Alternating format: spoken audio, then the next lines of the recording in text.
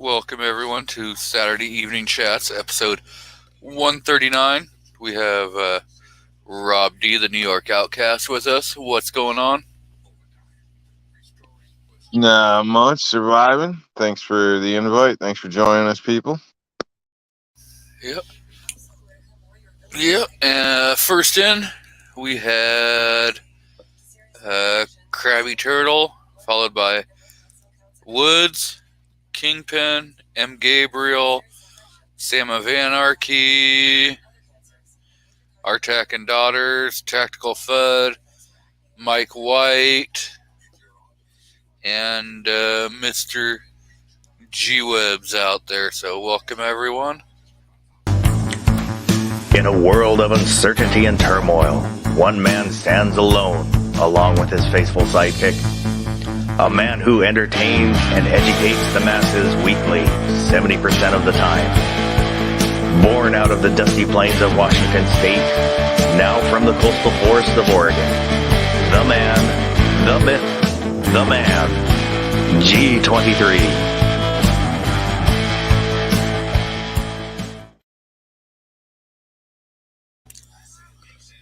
So, I see we got Chris from the 740 who's popped in. Welcome.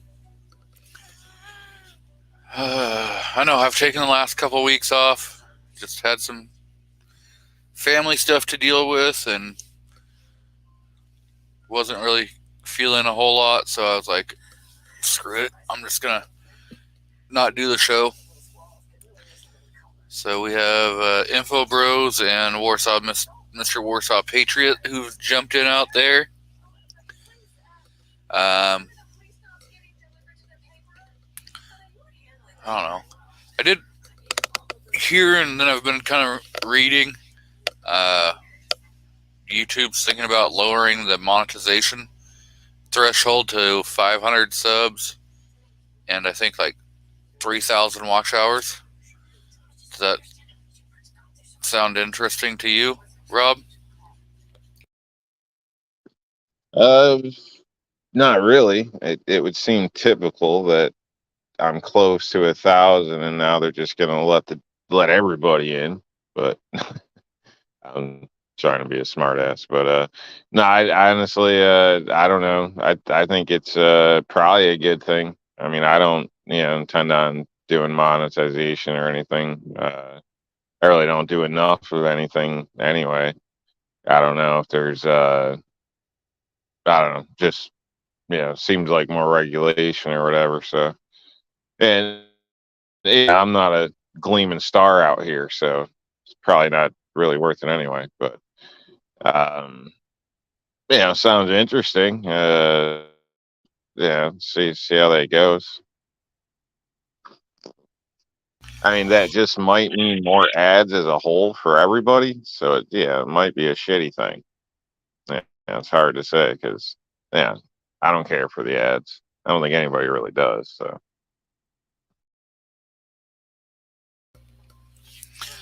Yeah, I don't know. Kind of torn on it. I know if I would become eligible for it, which I've got over the 500 um, subscribers. I think the last I looked, I was like 2,700 watch hours, somewhere in there. So, I don't know. I'd probably monetize. Not because I'm going to make $1,000,000 because I doubt that would ever happen. I just think that, if they're making money throwing bull crap ads off on our channels anyways, because even if you're not monetized, they're going to still put ads on your stuff. So why not get half a penny or a penny anyways? yeah, everybody looks at it. I guess has their own way of looking at it in a sense. I would wonder, are you going to start altering your content per se to stay within the monetization guidelines. Because at that point, then you're kind of working at it, Yeah. and then you Nope. think, is it worth your time for 5 cents or whatever? I don't know. Yeah, I mean, yeah, it's just the way I look at things. So maybe, like, yeah, I'm not gonna knock you for doing it or anything like that. That's, to each their I own, whatever. I don't think I really do anything that violates their policies because I haven't gotten any, like, only thing I've ever gotten was some copyright claims. And Okay. out of 8 copyright claims, I've won 7 of them. Okay. Yeah, who knows? I know I've gotten a couple strikes, copyright claim myself, and they removed a couple of my videos. So I don't know. Yeah, just seems like you got a stricter code or whatever to follow if you're monetized. So if that's going to change, your flavor, then it should be worth it. Is all I'm saying. Yeah. Nope, I'm still gonna do my same videos at the beach, in the hills, shooting guns. Still gonna do all that same stuff. Still gonna, and even if I was monetized, I would never monetize my live streams because, one, You never know what I'm going to say. well, you don't even know what I'm gonna say. So, and I dropped a lot of F-bombs, so at that point, like, what, I think 3 F-bombs, and then it's, nope, we're not monetizing this. So, screw it,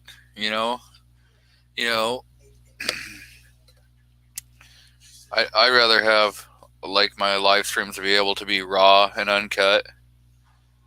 Like 90% of my videos are raw and uncut. I think on my channel I only have like one real series that was any kind of editing, which was my Memorial Day. I cut it up into 5 sections because otherwise it would have been like an hour and a half long, and it still didn't pan out cutting it into 5 sections.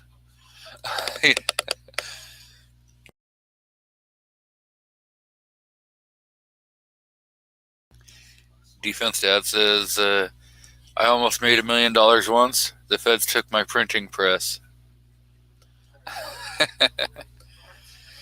So, Miss Vanessa Kitty's joined us. Mm-hmm.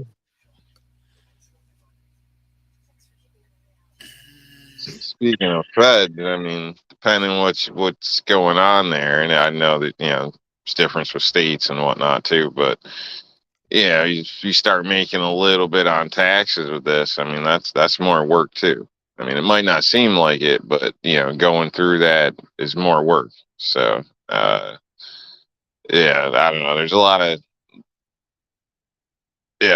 to think about. Sometimes for.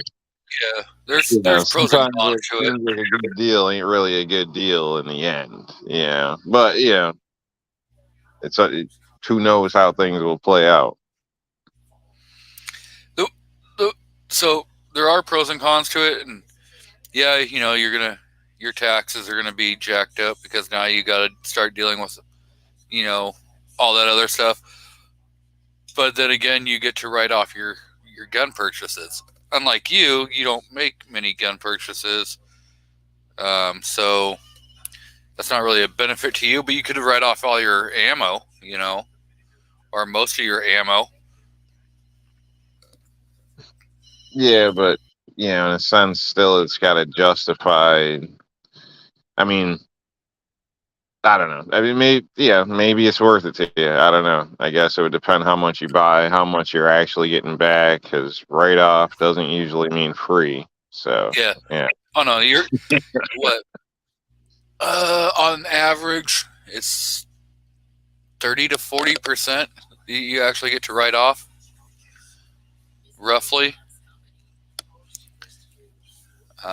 So yeah, it's not like hey, I get to write all of this off. No, you submit your total purchase, and then I think it's on average about like 30 or 40% that they truly allow for the write-off. So, and I could be wrong. Again, you'd have to start really looking into all of that and everything. I see we got Mike McClune who's joined us out there. Welcome.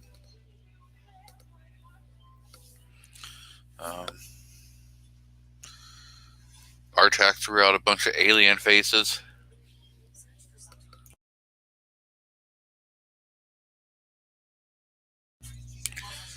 Chris has a link if he wants to jump in and BS with us. I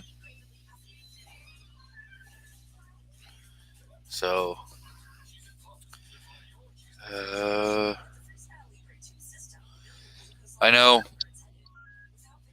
what last time we kind of had a BS session, I was kind of praising that the Oregon Republicans had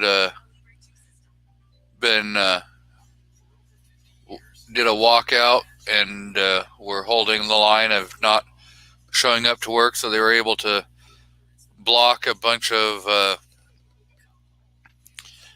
anti-gun bills. Well, they decided to go back to work like Wednesday or Thursday, maybe Friday this week. And sure as shit, they passed a horrible anti-2A bill right off the bat, which they're like, you can no longer manufacture ghost guns. Well, they consider AR-15 uppers ghost guns because they're not serialized. And so you could become a felon for having an AR-15 upper that's unserialized. But then if you start reading like all of it, they're like, but you have to comply with federal law. Well, federal law doesn't require uppers to be serialized. So it's like you have to do all this other stuff, but you still have to apply with, follow federal law. It's like, well, what you're saying doesn't follow federal law. And so how are you going to enforce this bullshit,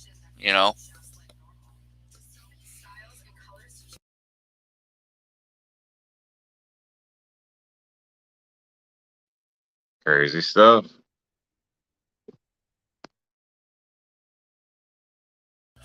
We've got Ozzy out in the crowd. Welcome.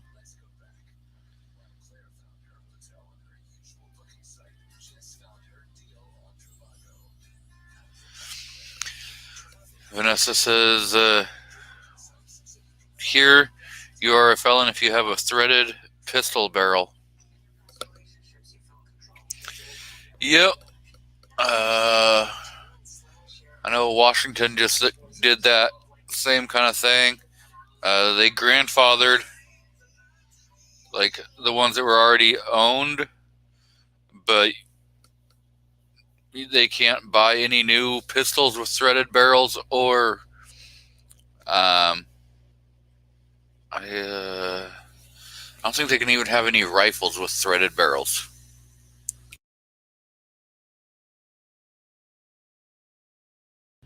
So this will be just affecting Oregon. I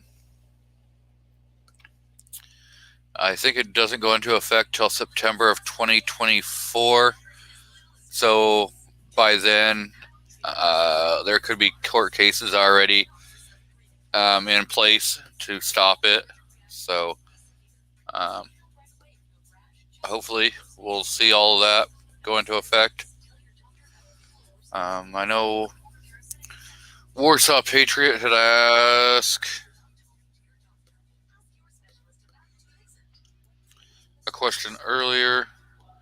He says, I'd like your thoughts on Judge Benitez, you think soon he might make his ruling and also get it right at the right time? So Judge Benitez, I don't know. I've thought he was going to put out his ruling a while ago, so I don't know when or if he was going to do his ruling anytime soon. Do I think he'll get it right? Well, if you go back to his ruling before the New York Rifle and Pistol v. Bruen, he had it right the first time. And so that hit those cases that he had already made his ruling on had made it up to the Supreme Court, but then after the New York Pistol and Rifle v. Bruen case, SCOTUS remanded a bunch of cases back down to their lower courts, and then a lot of the district courts then remanded them back down to the lower courts in tactic that they wouldn't have to rule on them anytime soon, and knowing that it could take another 3 to 5 years before they probably get back up to SCOTUS. And so that's all they were doing, was trying to, send it back down to make it so it costs even more money, and everything. So do I see him changing his prior rulings at all? No. Because if you look at his prior rulings, he was already pretty much using the single step text, history, and tradition to make all of his rulings. And he wasn't using a two-step process. So for him to really rule any different than he's done before, I don't foresee that happening. So I figure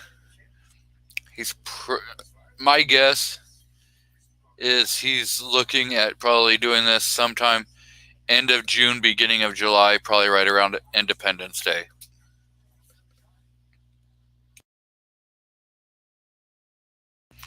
I don't know if you have any thoughts on it. You probably have not been paying any attention. Yeah, I think he'll just throw a dart at a calendar, and so be it. Yeah, I mean, because if you look at when he rushed everything through, heard everything, nothing really changed on either side of their arguments. The state didn't really change anything. The plaintiffs were like, hey, this only, proves our case even more, blah, blah, blah. This is now the state's burden to show that it's constitutional. It's not our burden to show that it's unconstitutional. So, again, all we can do is play the sit back, wait, and hope and pray game. Somebody, I guess we could put a pool on who's, guess on what day or time that the ruling could be coming out. But, again, that's just like a guessing game, just like how people bet on, when a pregnant woman's going to have her child, or what sports team is going to win it all, You never know. Crazy things happen. Well, people bet on when people are going to have a child. You've never seen that? Not really, no. But shit, I get in on that because I've what do you call it? I can't even think of the word now, but I've started childbirth before. So like told a funny joke, and the chick started laughing so hard her water burst. She went into labor.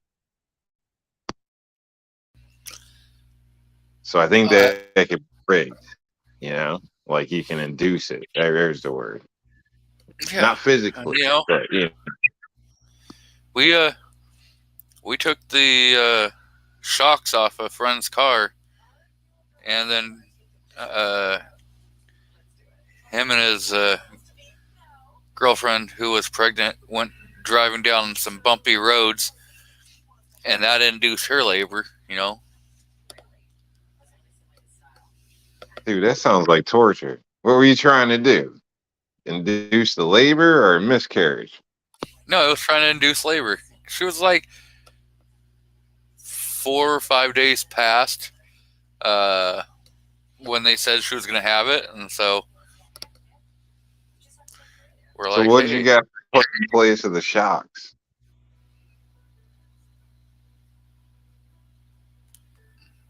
they still had the springs and everything else on there. Just took the shock absorbers out. Springs and shocks. I'm just double checking, trying to see what kind of harm you did. Like, No, at least there to was the vehicle. No damage to the We vehicle. know the harm. And there's no real damage to the, all that does is just, yeah. Here's the thing. If you've ever been on a forklift, have you ever driven a forklift? Yeah. And so when you're like, when you hit bumps, it's bouncing it, and it, you might, have a sore back or something for a day or two.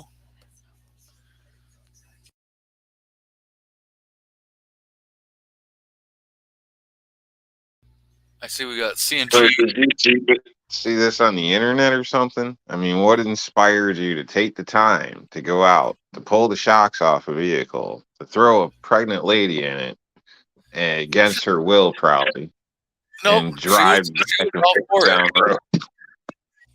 She was all for it. And it was like paved roads. It's not like we, went out and played in the mountains and dirt roads and stuff. But yep. It happened a while ago? Yeah, it was like over 30 years ago. How'd the kid turn out? Kid was born fine. It was before there like a bunch of internet. It was way before YouTube, so it's not like there was YouTube videos to show you how to do it. Okay, you could tie shoes and cross the road and stuff like that. Yeah. Okay, just checking. Drank water from a hose because you weren't allowed to go inside. Probably got lead poisoning from drinking water from the hose. If you believe the stupid crap that they tell you on the internet. Yeah, I don't know if it's really lead poisoning. I think it's more like what is that? BPH or whatever the hell it is, from the plastics and the old vinyls that a lot of the hoses are made from. So that's what I've heard anyway. So Yep.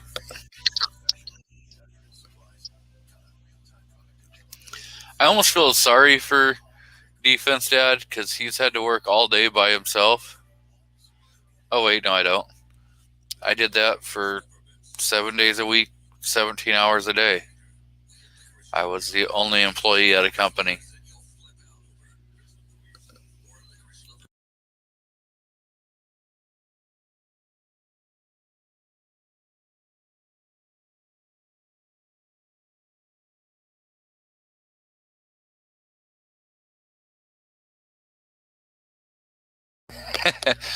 Yeah, I missed that part of what Defense Dad said. He says, I hear having sex can induce labor. Just clear it with your buddy first, so when he comes home from work, he doesn't see you and get pissed.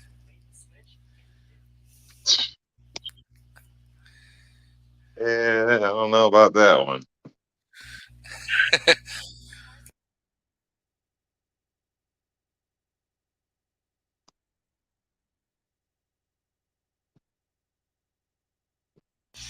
So what have you been up to the last few weeks?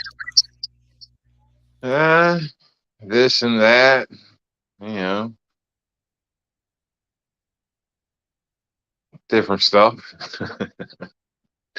Been put on the hunt to find a vehicle, so I've been looking into that, see how that's gonna play out, and yeah, researching different things for people and this and that. So see how it ends up working out. Other than that, the normal. So work, survival. So hoping to plan a camping trip soon, actually. So I want to get out and get out and enjoy the weather. So, crap, I was going to ask a question and then the wife started talking about something else, so straight, I forgot. So, did you have to try entertaining yourself since I wasn't here last couple weeks? Yeah, there's always stuff to do. So usually, yeah, I don't know. I think I was probably popped on somebody else's stuff for a little while during your time or whatnot. So, or it was busy. I have no idea. I don't remember what I did.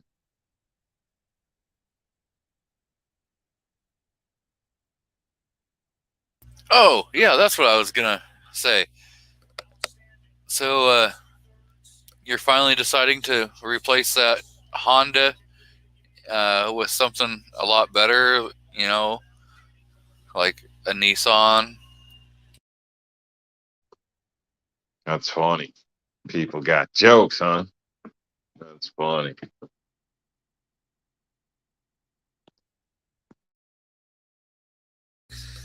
Yeah, defense dad said replacing the Honda or the truck, Rob. Who said it's anything to do with me? Bald. Well, I'm waiting on Bald's Beamer, so I don't know. Yeah, it should be any day now. I'm pretty sure Bald's willing to sell you the Beamer for about $5,000.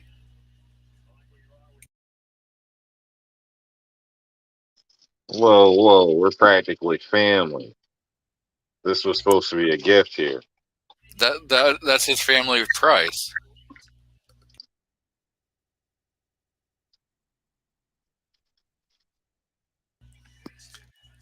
Bald says, I ain't got no Beamer. So that means he's got 3.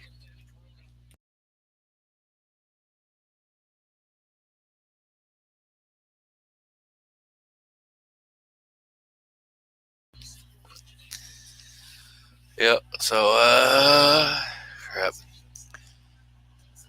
I don't know if you've seen the videos of the way Bald drives, but any of his used vehicles are probably being looked for by the local police.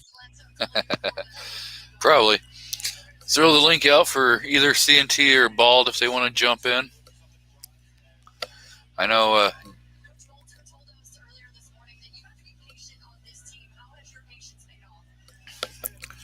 thought I'd invite one of them or both of them.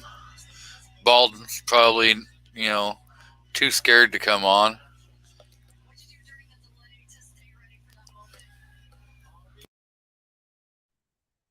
Where's DM Foss there? I think he's on baby duty. Baby duty. Damn. What, he had another baby? No, he's got a youngster. I think it's like, I don't remember how old his young one is. 3, possibly. I don't remember. Well, that's not a baby. I was gonna say, I thought he just had a baby a year or 2 back. So Yeah, that's about right. Busy guy. So he's stocking more than shelves. You know what I mean? Oh, he's not like you and having, knocking on the door. Hey, you're my dad. Any new knocks on the door? Yeah, but I didn't answer it.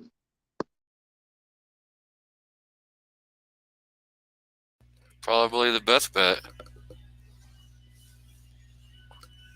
I think they were trying to just sell something. I don't know.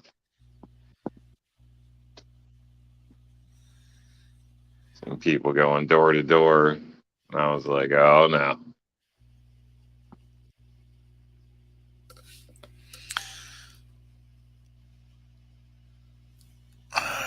What's going on, Warsaw? How's it going? It's going. It's going. How's things up in Oregon? Shit.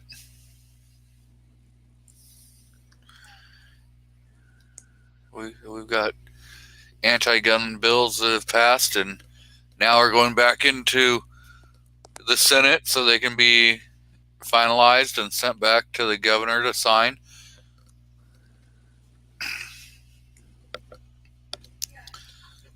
I hear Washington Gun Law is actually talking about it, and Silent Majority Foundation is also getting involved in your state. So, Silent Majority has been involved with Major 114. That federal case has already been heard. We're just waiting on, or it was 113, sorry, ballot measure 113.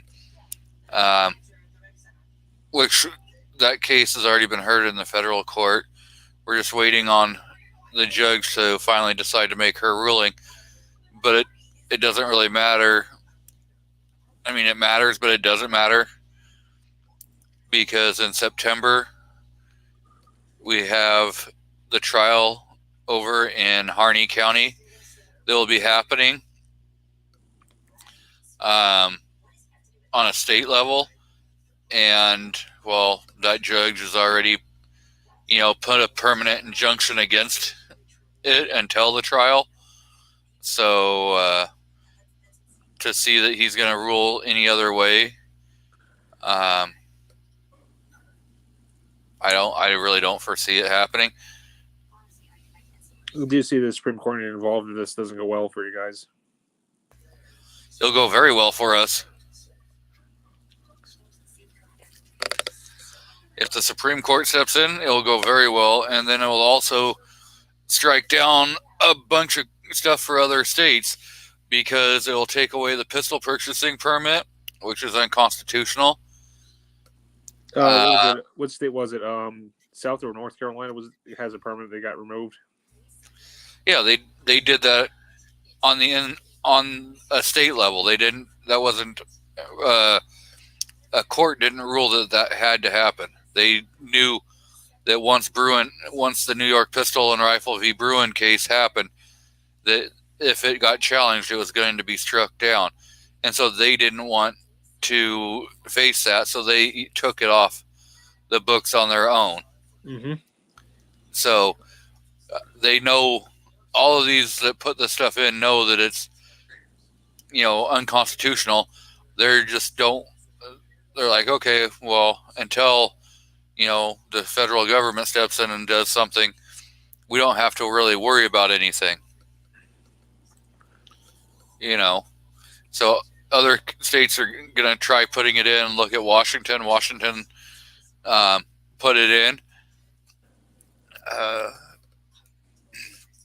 And Oregon has tried, but again, it got struck. The judge has put an injunction against it.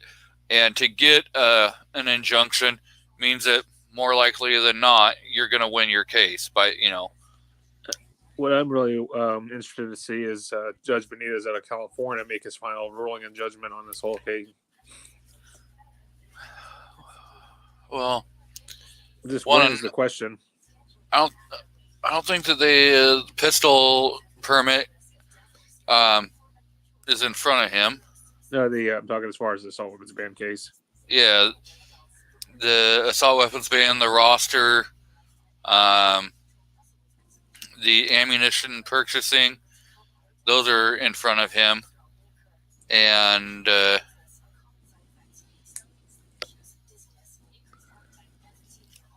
you know, to see him rule any different than he's already ruled, I don't foresee that happening.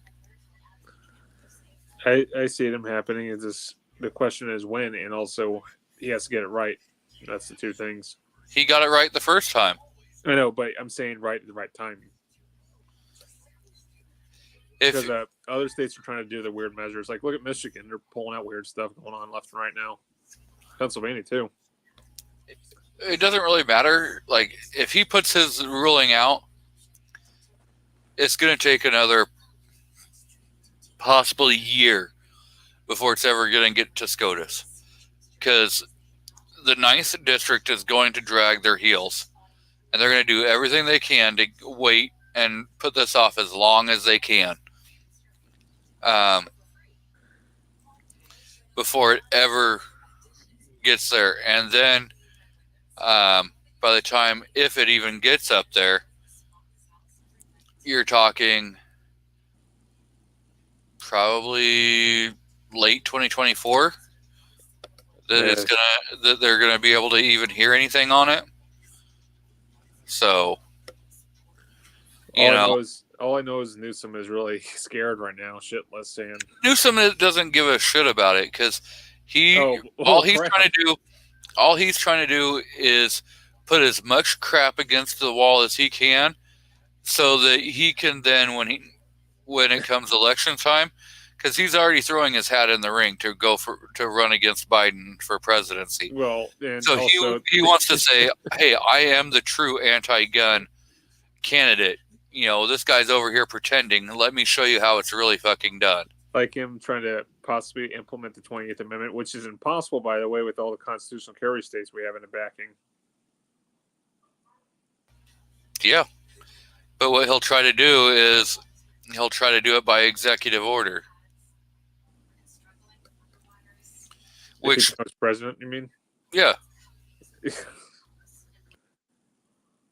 Last time I checked, though, doesn't have to go through Congress.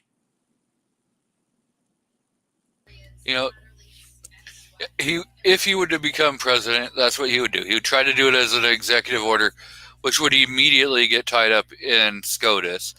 But it would still, take a while before anything happened.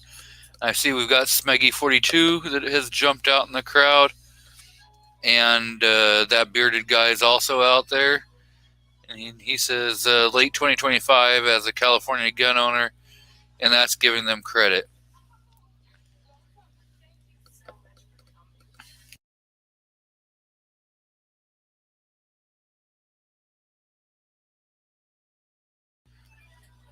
Yep. I know if Smeggy wants to jump in, the link is out in the crowd. So we'll see. I know Craig Duluth is running for Congress out of California. Garage Guy is out there. Welcome.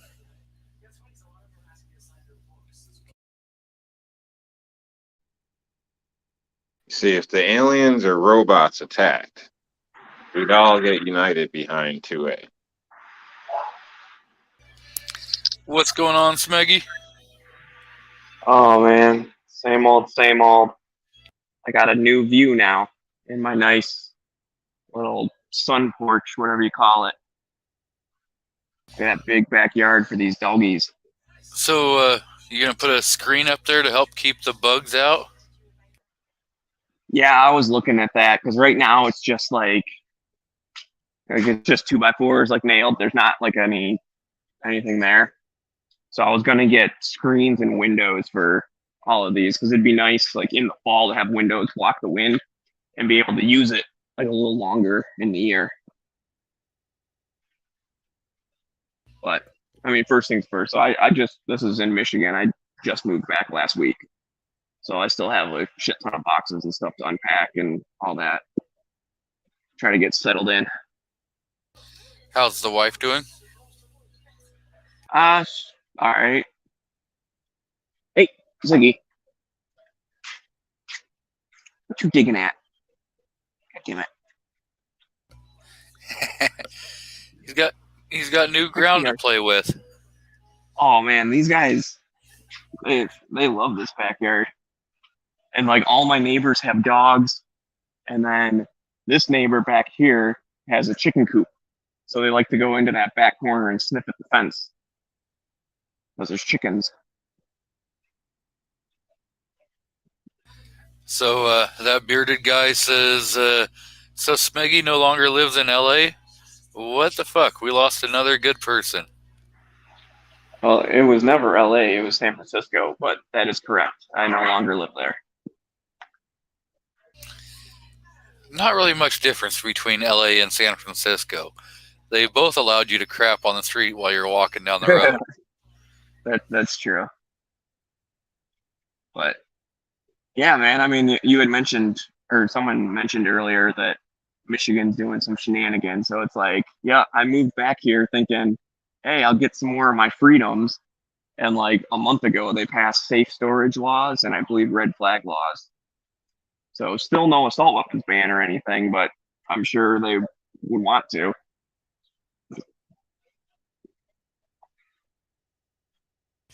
Yep, we've got Patriot in the Dark out in the crowd, so welcome. He even said hello to Rob. Not quite sure why, but he did.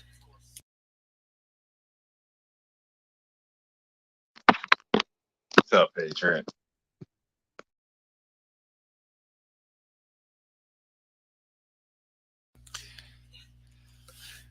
So, are you missing the ocean yet? Not really. I mean, to be honest, I didn't go there that often, even though it was like a mile and a half from the house. The weather was a lot nicer there, though. I know a lot of people think, oh man, California hot, but San Francisco actually stays pretty cool. Even in the middle of summer, it's like 70 during the day and gets down into the like low 60s at night. So it's actually hotter here right now and muggy. So it'll take a little bit to get used to the weather, but you know, it worked out. Started a new job here, so that's why I moved back. There's just a lot more automotive stuff here, and that's the industry I'm in. Yeah, I mean, hell, what,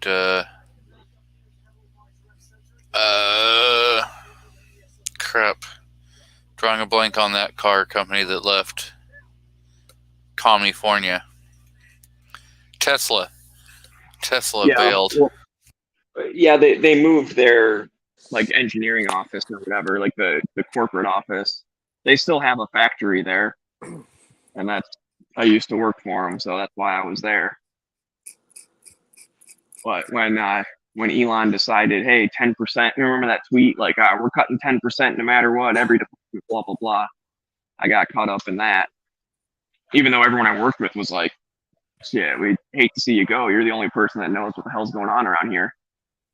I had so much experience. I really don't know what to make of Elon Musk these days anymore. He goes against his word as being, freedom of speech on Twitter and stuff. All of a sudden, I'm seeing people getting blocked on Twitter every once in a while. Yeah, I think people give him more credit than he deserves, but I try not to bash him publicly because I got a bunch of Tesla stock as a signing bonus. So if you guys all just want to keep buying the stock, that would be awesome for me. I never trusted the stock market these days. But I'll say this, like the car is still revolutionary. Like the technology that the car itself has is way above all the other companies. They will catch up, right? I mean, GM, Ford, Chrysler, all the other foreign car companies, they're all making electrics now. It's just give it a few years and they're going to catch up with them. But right now, I'd rather have a Tesla than some new GM I don't know. thing. That new Nissan, what's it, Arrera, or whatever it is, that all electric SUV that they just put out. I think that's gonna give Tesla a huge run for their money. I really don't agree with the whole electric car mindset. I mean, all these power stations, I don't know about you guys, but my local area, they're all operated by electrical, diesel generators. Like, literally, you're operating a generator with gasoline. I mean, it's gas powered regardless. I mean, so a lot of the electricity on the West Coast is done one of two ways: hydroelectricity or diesel. solar panels. My area, it's diesel. It's probably not diesel. It's probably coal power. And stuff like that, or they're probably buying off the open market. I think they use natural gas here. I don't know. I haven't really checked one out, but yeah, wherever they put those pumps in, there's a big ass generator in a fenced off area right next to it. So I haven't really looked at it, but yeah, it is running off a generator by some other fuel at some point. So what that fuel is, I can't say 100%, and it might vary in different locations. And also, rumor has it these electric cars, they're not operated designed to be built for the winter. Like, they'll shut down over a gas operated vehicle. See, I would much rather, like, I would trust more a hybrid, because if like shit hits the fan, you gotta get out of there. Like, you can just keep filling it up with gas and keep going. You don't have to sit at a charging station for 20 minutes or whatever to charge up. But I mean, it's the same with anything else. I'm sure when like a gas powered car was a brand new thing, there weren't gas stations everywhere. So you had to plan your trip and know where to go and all that stuff. And now there's 20 gas stations within a mile of each other. So I mean, I think it could, like, the infrastructure could catch up. Me personally, like, I want to have whatever's the easiest. Just recently I drove across country. It took me 3 days, but I did it, and stop for gas whenever I needed. If I had to stop and find a charging station, I'm going across, Nebraska or whatever, and it has 2 charging stations. I have to drive like out of my way to get to it or something, sit there for an hour. Or it just, my time would have taken me 4 or 5 days to get home. So that kind of stuff, the inconvenience isn't the best. So it's basically a damn computer, the car. There's so much with it. The software updates. They say, the plan for the future is basically you just indefinitely lease the battery. So you buy the vehicle, but the battery's always going to be leased out, which is a good thing, because if you have any problems, it's supposedly covered depending on what you pay and your warranty and stuff, blah, blah, blah, blah, blah. But still, in the end, it's just, it's a shitload of batteries. Like, it seems like we're trading one problem for another, and honestly, I prefer to have my freedom and what seems to work. I think there's a place for electric vehicles, but I see those as like service vehicles, delivery vehicles, things like this, that are more shorter end. They come right back in and plug back in type deal. Not not just a broad vehicles. Yeah. I don't know. I don't like them even if they did work, like I said. So, but that's just because of there's just too much electronics going on. In my opinion. All right. No. Like big question. Yeah, go ahead. Go ahead, Elkas. Yeah, well, and then like in California, right? They made the law, I forget what year, by 2035 or something. It's like only electric vehicles will be allowed to be sold. And even last year, when there was a big storm coming through, and they were cutting power everywhere, and they were literally like put out a thing saying, like, please don't charge your electric vehicle because you're overloading the power grid. And that's with like 1% of the people owning an electric car. Imagine when 100% of people own an electric car. Their grid's not set up for it. which Well- again, that can be fixed. I think people realize there's going to be a lot of infrastructure changes that need to take place before like all electric everywhere is going to be viable. The thing is with electric vehicles, here's the downfall with electric vehicles. If, let's say, by some miracle, the power grid of all 50 states of our union went down, how the hell are you going to charge up your vehicle? Easy.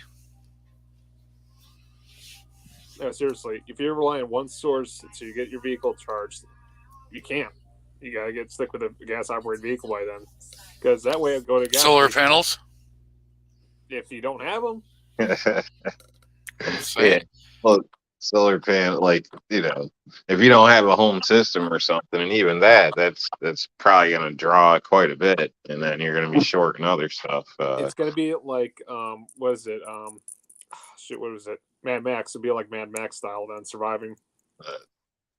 Now they did an experiment a while ago with solar powered cars and stuff, and basically in the end it didn't really work. And the one they did get to go the furthest wasn't a car that you would actually want to be in. There wasn't practical. The thing was chopped down on the top, and the whole thing was solar panel. Not a comfortable commuting car. You know what I mean? Yep. Maybe the technology has improved since the study's been, but you can put more than just like solar panels on your car or something. I'm gonna say, yeah, that all solar panels all come down to like surface area, right? Like how many watts can you get per square inch? And as of right now, in order to like charge your car, you need like way more surface area than any kind of car would have. But Yeah, especially with any reasonable amount of power reserve that the average person expects. Yeah. The only con with solar panels I've seen is hailstorms. Like sometimes, rare coincidences, you get like golf ball size hail, and a lot of times solar panels get damaged. So there goes a solar panel if you got to repair one. Well, there goes your generator also if hail's bouncing off of it, because there's exposed parts that can be damaged. Well, you're talking emergency. I mean, there's a lot of people that have home generators that might be able to charge it at a slower rate, more than likely. But then you're relying back to gas and on the average home generator. And I think a lot of people overlook how much gas it actually takes to run those. Oh yeah. We use them on job sites and stuff, and it's different. It depends how many people are there, who's working, but you go through a lot of gas. And then the maintenance time on that, like most of those are only meant to run, well, I don't want to throw a number out there, but it's a lot smaller than what people think, because they're not really expected to be used, on a regular basis like that. So, and then you got a lot of maintenance with that, and gas storage supply could be just as difficult if there is a big grid down situation or something. So, and dangerous as well because it's a loud engine depending on the situation. So, well, yeah, I mean, problem. So here's the thing: what a lot of people don't realize or don't think of, and when they jump to, oh well, it's a shit hit the fan situation or a huge natural disaster, anything like that. Unless you've already pre-stocked up on gas or diesel, then the only thing you can hope for is natural gas.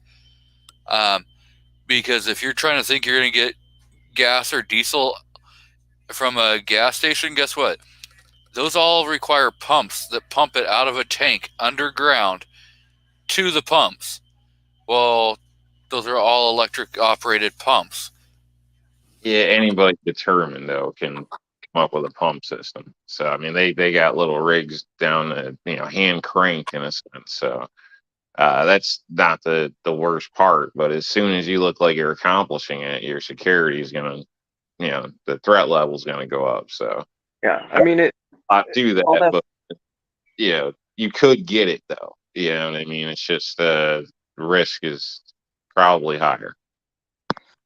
Yeah, I mean, it's like it all comes down to like, are we talking full blown like Walking Dead zombie, or are we talking like a normal whatever, like a tornado or like a short term problem, like when Um, New York but- City lost power for like a week. Like, yeah, that Yeah. would suck for that week with people with electric cars and the gas stations. Maybe they have a generator that can use the pump, and then like it can keep itself alive so that other people can pump, or whatever. But it's just So I'm a talking couple of years about- ago here, we had what they called Snowmageddon, which really it wasn't that bad of snow. It was 18 inches of snow and it was gone in like 3 days. And there were people that were without power for 2.5 months. They were without power to be able to get it restored. We were without power for 4 days before they were able to get it restored. So, a lot of the cities had power about 2.5 days it took them to get power.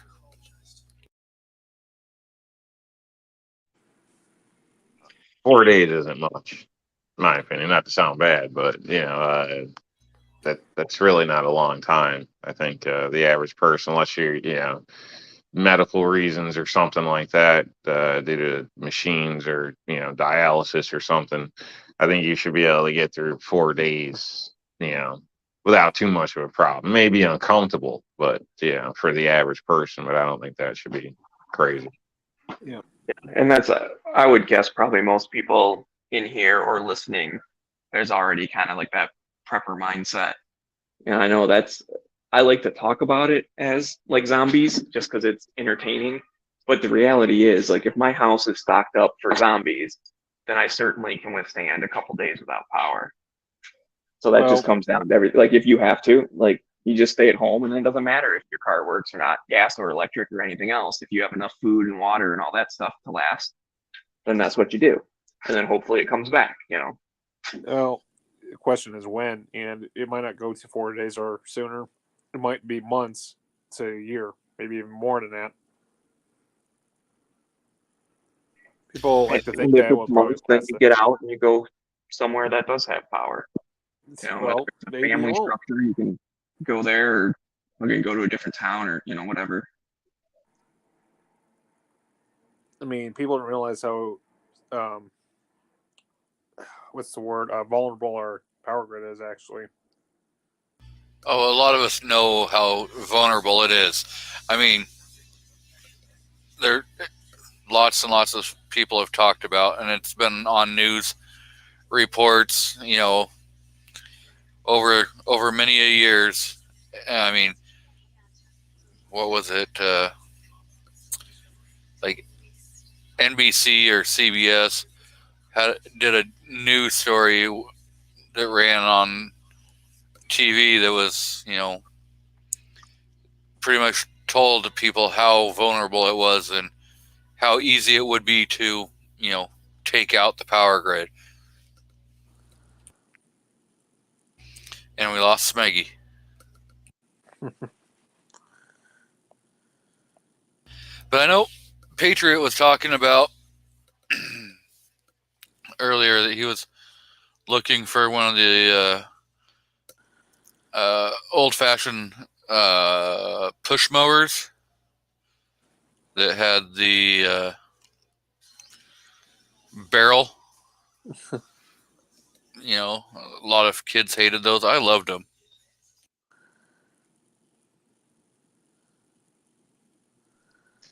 And my neighbor's got one. I know what he's talking about. I like those things. And they're always interesting. But if they're well maintenance, they work great. And it's exercise. So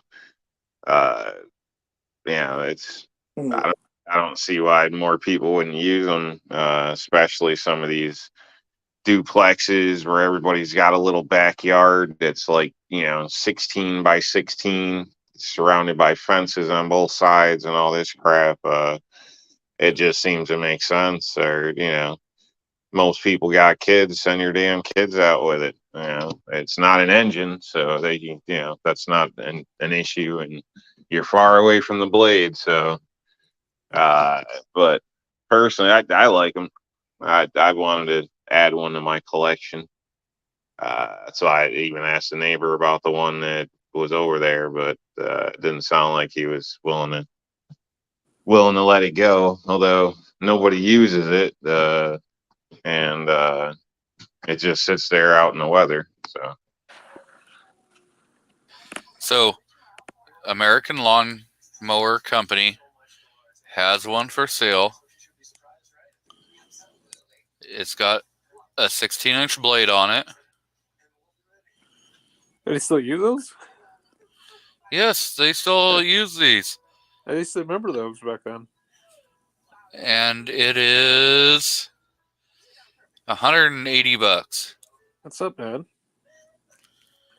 So you can still buy them. Seems pricey. I mean, you can get probably the cheapest ass Oh, power you can go. for probably what, 230 maybe. So Oh, you can get one off of like Amazon. You know, I but mean, like, down at like Home Depot or whatever, Lowe's, whatever type deal. You should be able to walk in there and usually get like the cheapest damn one. I never recommend buying that one. It's got the smallest deck and everything. I think it's like 21 inches. It's normally like 5 horsepower, but you can pick one of those up for just over 2. So, not trying to discourage anybody, but it'd be nice to see these, $150 or a little less or something. So oh, you can get, if you went with the smaller, if you went with like a 14-inch instead of going to a 16, you can get a 14 for $150.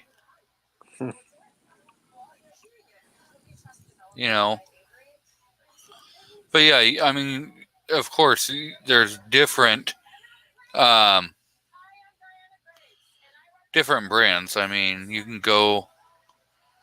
Shit. Let me pull up the one that's on Amazon for you guys.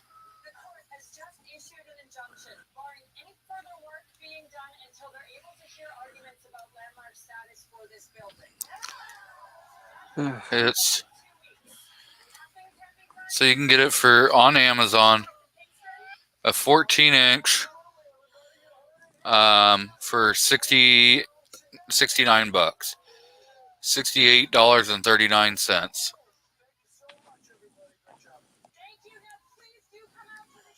If you want to go cheap, which is it's an American lawnmower company, 14-inch with 5 blades. So you can go. They have an American lawnmower 18-inch with 5 blades for $86.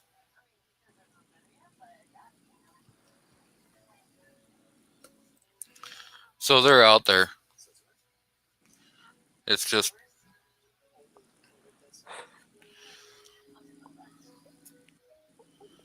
I know what he's thinking. He's thinking, the power goes out. I still want to be able to cut my grass.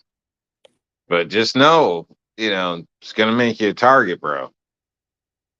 You want to let that just, look abandoned, look uninviting. Don't make it all pretty. Not in the beginning.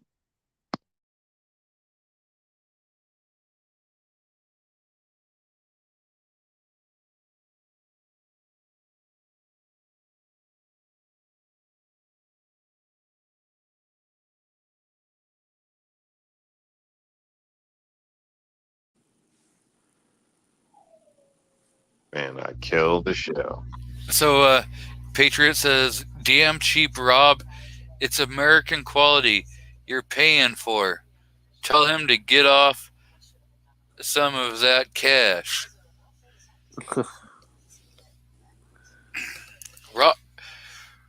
Rob is one of those guys that he sees a penny on the ground, he'll sprint over there, knock over like 26 kids just to get that penny.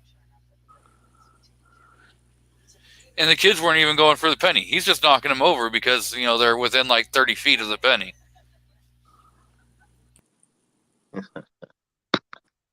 It's something like that.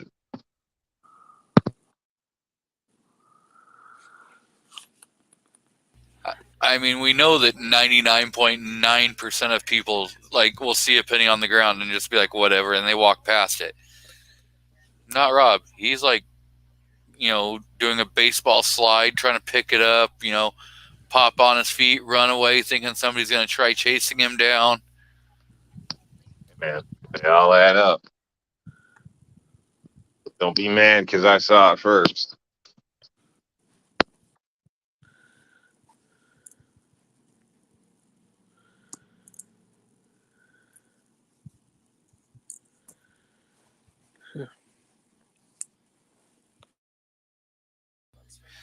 Yep. Oh, well, there went Warsaw Patriot. So, Patriot in the Dark says, that's why I have a kid. It's the perfect mower for a kid. Builds character. So. Yeah. And health, too. It's a good healthy thing to do. So, aside from, sitting in front of a mirror or on the phone with their friends or playing around online. So, as a kid, we had both a gas-powered lawnmower and one of those push lawnmowers. And I preferred mowing the grass with the push lawnmower. Yes, it was a lot more of a pain in the ass, especially when you had to go around underground sprinklers and crap like that. But, I don't know, I still preferred it.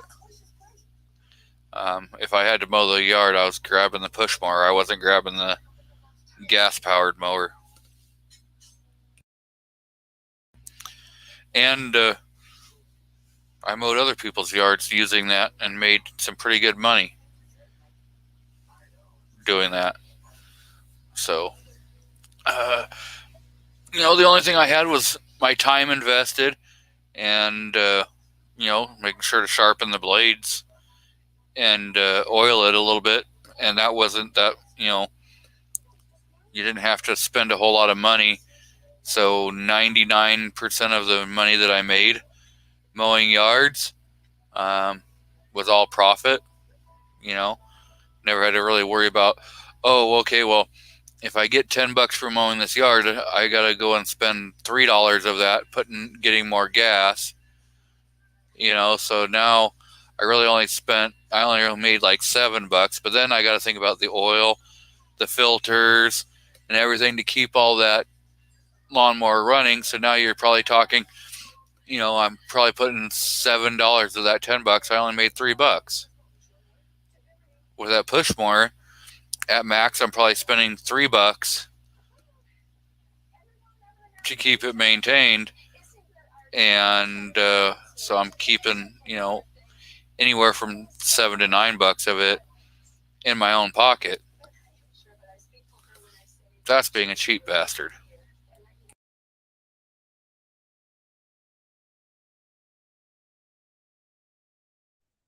Yep, and he calls me cheap. Yes. Yeah. Absolutely correct,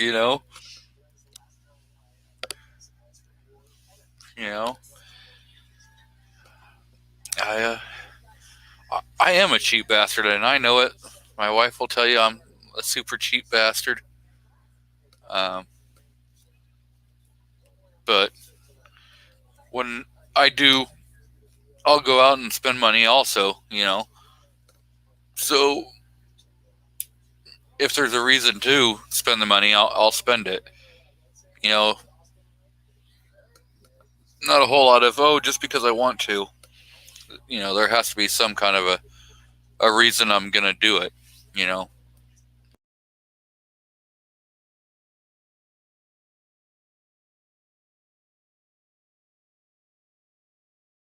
So, let's be honest, Rob. The Honda's gone to shit. And the woman's like, I'm tired of driving this piece of crap, beat up 1984 Honda that's probably falling apart, She probably has to use her feet to push start the damn thing through the floorboard. Are you actually going to get her something a little nicer?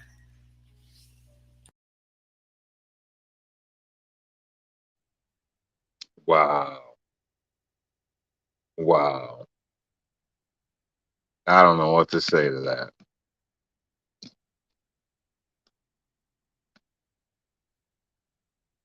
I'm ashamed of you folks. You don't know what to say because you know that, like, you can't refute that. You cannot argue against that. Like, all of that's true.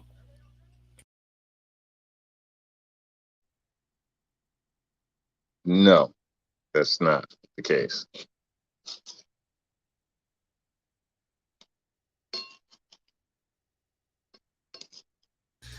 Even Clover's getting in on it. He says, "Go Korean, buy a Kia."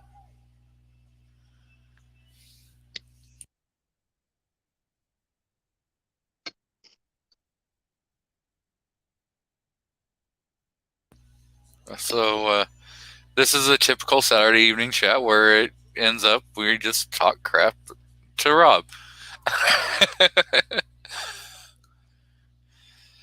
So in the video that I released on the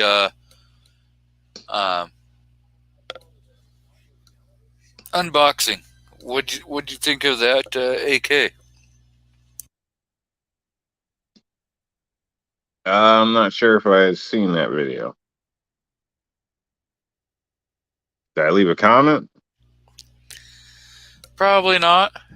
It's kind of the reason why I'm putting you on the hot seat. Not sure. I realized you did a shooting video the other day, but I haven't seen that either. Yep, I spent most of Wednesday at the range with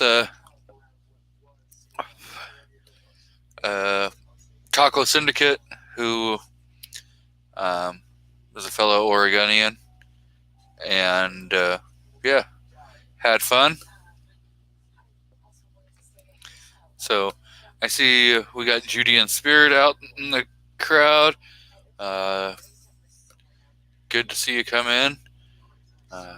Normally, I hang out with them over on Craig's live stream on the Georgia Trapping and Fishing channel. So it is always a great time on those. Should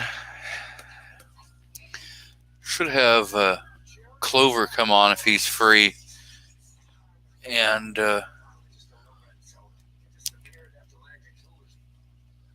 see what his thoughts are on YouTube changing their policy. So threw the link out there, Clove, if you want to jump in for a few minutes.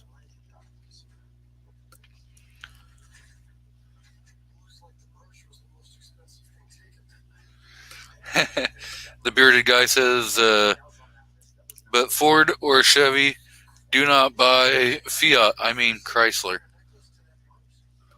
So, you know. So what's the woman up to there, Rob? She like making cookies or doing anything?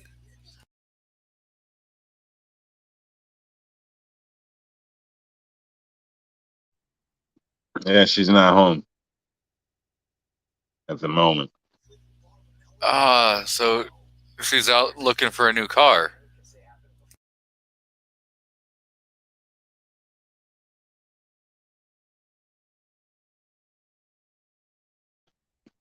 You're killing my dinner here.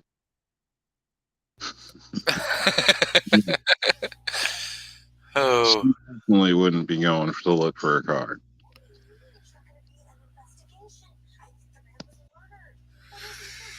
So Patriot says, use your Google foo. What length 410 shot shells does Bond Arms Derringers use or suggest? I'm almost going to say that's going to be Oh crap! I'll look real quick. Rob, do some talking.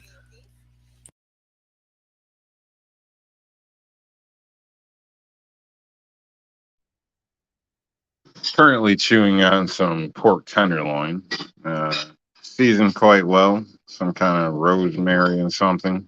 Good stuff.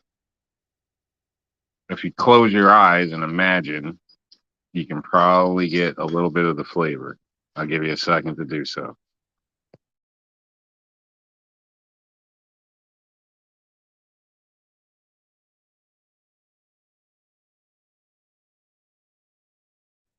You like that? Mm-hmm. Yep. So, which 410 are you looking at there, or do you have Patriot? Because I just heard somebody jumped in. What's going on, Clove? Hey man, what you need? So, I know I was kind of reading, and I've heard other people talking about YouTube, like lowering the monetization to 500. Heck yeah, 500 and 3,000. Yeah, which is 3,000 still pretty tough. Most people, I think most people have a problem with the watch hours more than the subscribers.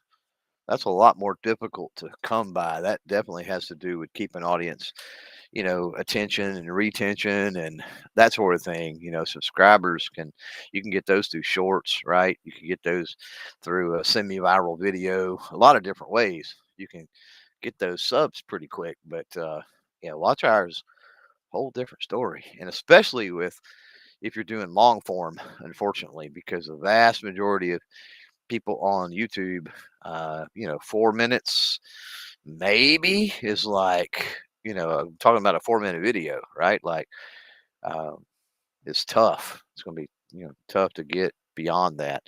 Um, so yeah, it opens up basically the I don't know how to say this. Um, and I'm okay with it. I mean, I don't know. I'm gonna go ahead and be honest. There's no sense in not in beating around the bush on it. I don't like the idea of I don't like the idea overall of lowering requirements. So when the last time they upped the requirements and everything, um, I didn't have a problem with it. And I don't know that for YouTube putting ads on your videos, I don't know that if I had control, I wouldn't go with even higher requirements because advertisers are wanting to put videos against uh, more quality stuff, and I understand that when I say quality, it's totally subjective. That kind of depends if you're in the entertainment space, if you're in the educational space, regardless of your niche, right? In certain niches, have a lot more movement as far as what all can go on. But the bottom line is you've got companies out there making the decisions to spend money to put an ad against your thing. So if you think that's a minor lighthearted thing, then I invite you to start making some shows. I invite you to start reaching out to some industry companies and trying to secure your own ads, mid-roll ads and things like that, sponsorship from those companies. And you will see exactly how difficult it is. It's not, don't get me wrong, it's not impossible by any stretch of the imagination. Um, but there's a lot involved in that. And YouTube is handling every bit of that pretty much turnkey. And yeah, they're taking their 40% or whatever it is cut, 40 or maybe even just 45%. I don't even remember now, but they're taking their cut, definitely.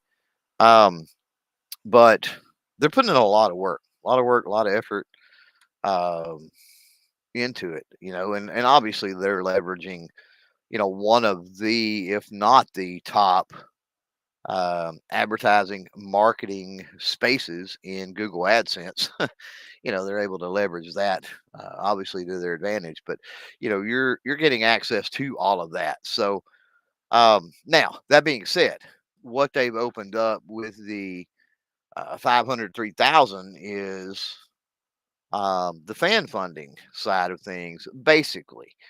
And I'm okay with that. Honestly, I kind of got mixed feelings, but at the end of the day, I'm okay with it because, in fact, I'm a little upset that they take as much as they do, especially on the membership side of things.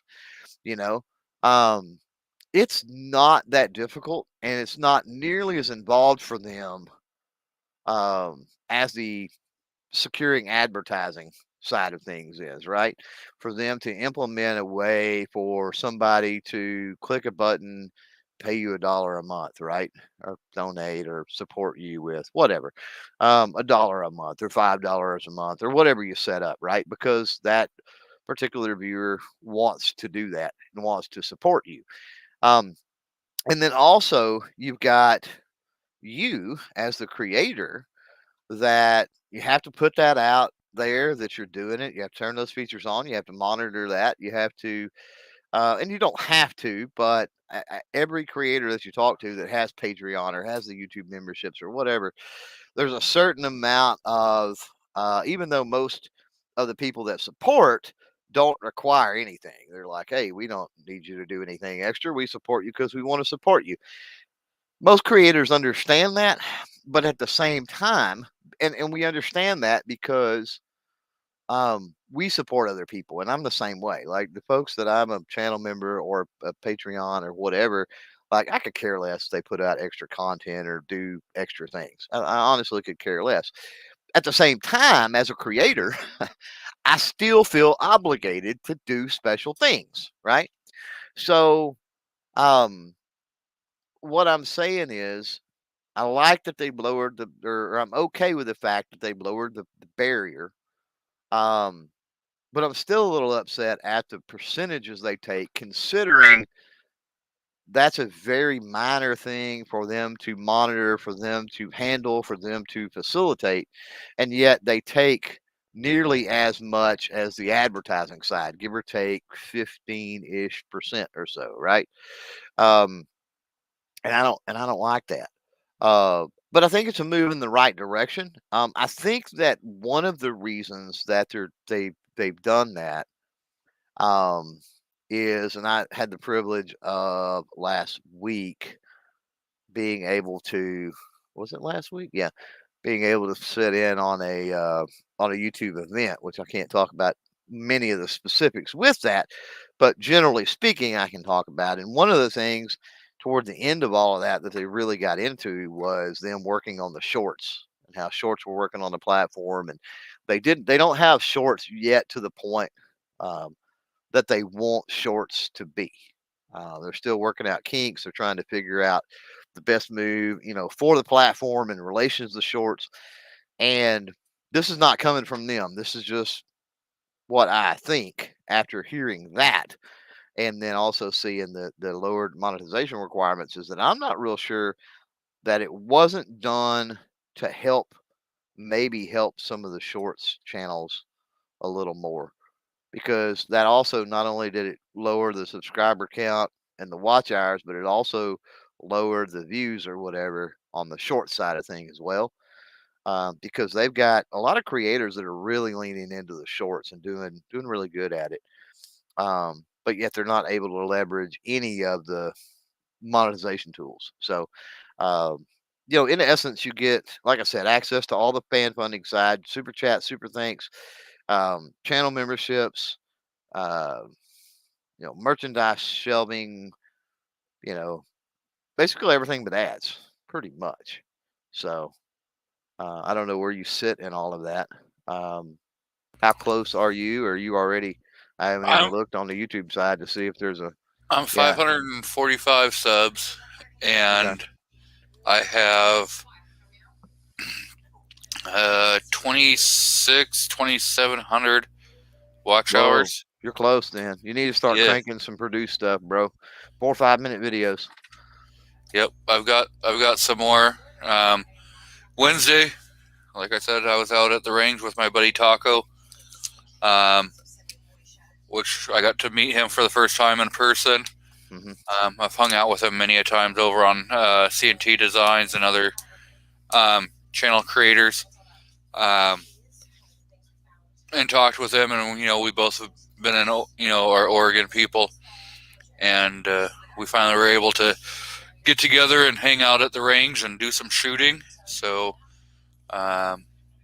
we'll have some more videos coming out over the next few days. I've been trying to kind of spacing them out. Instead of just like, oh well, here's 6 videos.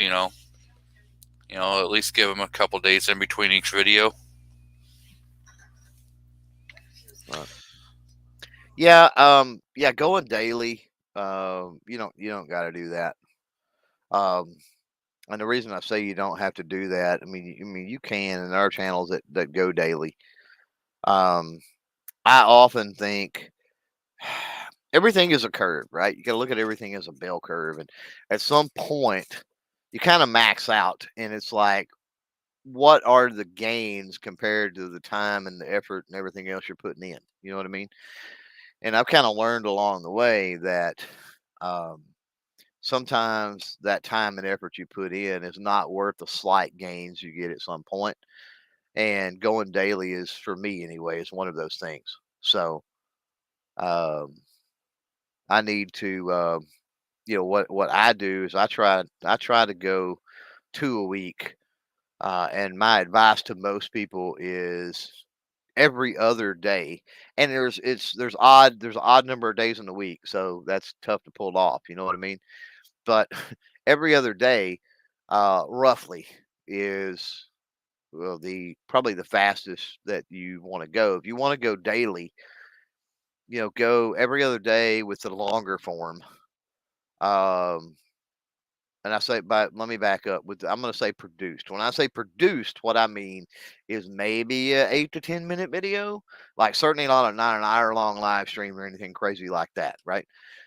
So with your normal produced, let's just say 5 to 10 minute video, um, you know, every other day, no more often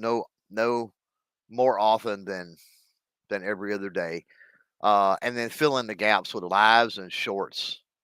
Um, if you want to do content every single day.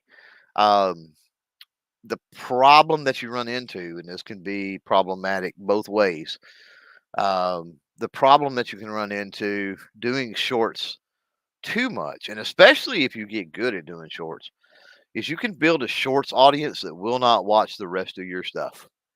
And so you can build massive sub count, and essentially they're dead subs, because unless it's a short, they ain't watching.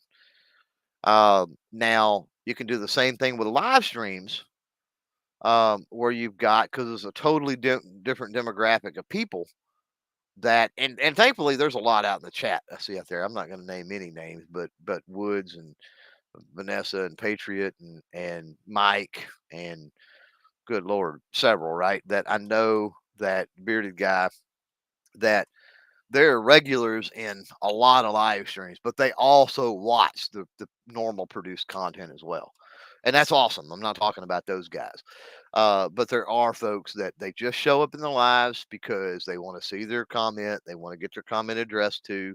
And if you're out there and you're one of those people, then yeah, your ears are burning. I'm talking about you. And there's nothing wrong with that, but it's the same as the shorts people on the flip, in that, you can have, I see people that get massive numbers in their live streams, but it's garbage for their, normal content. So, and a lot of that is because they lean too heavily into the live stream. The ratios are off, right? It's like mixing a good cocktail or baking a good cake, right? Like, you've got to find, for your content and your style and what you're doing, you've got to find that perfect recipe, that balance. And sometimes that's difficult. That, or just not do them. A lot of big successful channels, very rarely, if ever, do they do shorts or live streams. Yep. So I know Judy in Spirit says, "How does doing a live work to make money?" So It's I tough. can touch on some of this, and then Clover can Yeah. correct me where I'm wrong. Depending on what kind of live stream you're doing. So, like the live streams that I do, I would probably never monetize. I would never like monetize. I wouldn't try to do AdSense and stuff on them, due to the fact that there's a lot more adult content. You know, we will make those rude and crude jokes and stuff like that, which YouTube is not gonna find appropriate. So they're not going to really let you monetize that. Other way is um, super chats and super stickers, so people can then, you know, kind of give you money that way during live streams if you're monetized. None of that works if you're not monetized. So you have to be into the AdSense program for it to actually even think about working. Right. So, 1,000 subs, 4,000 watch hours. Yeah. Well, no, not now, but yeah, with that side of things with the super chat, I was thinking ad money. Yeah, the with live streams, there's a couple of things that goes against you, especially now if you do a fairly controlled live stream. And a lot of them out there are not. It's roundtable stuff. It's much like you're watching, you're listening to now. Um, you know, you've got little control over where the conversation goes. You've got little control over what the guests say, especially if you deal with guests that don't understand policy and you can't say this or that, or this will get me in trouble. With StreamYard and the ability to cross-channel stream, it gets even more problematic. I've seen channel strikes and takedowns happen on channels that were basically rebroadcasting right through StreamYard through the stream. So you've got all of that going on. So you've got to be really careful. Live stream, my opinion of live stream is pretty simple. Utilize live stream once you get who cares about the advertising dollars, right? So like throw the ad money unless you're a channel that has built thousands of subscribers. I'm not going to say tens of thousands, but built thousands of subscribers and watch time and everything else off of lives. You're doing really well with your lives. And maybe you're not into the firearm or anything politically related space for sure. Then yeah, I mean, you might can get away with monetization.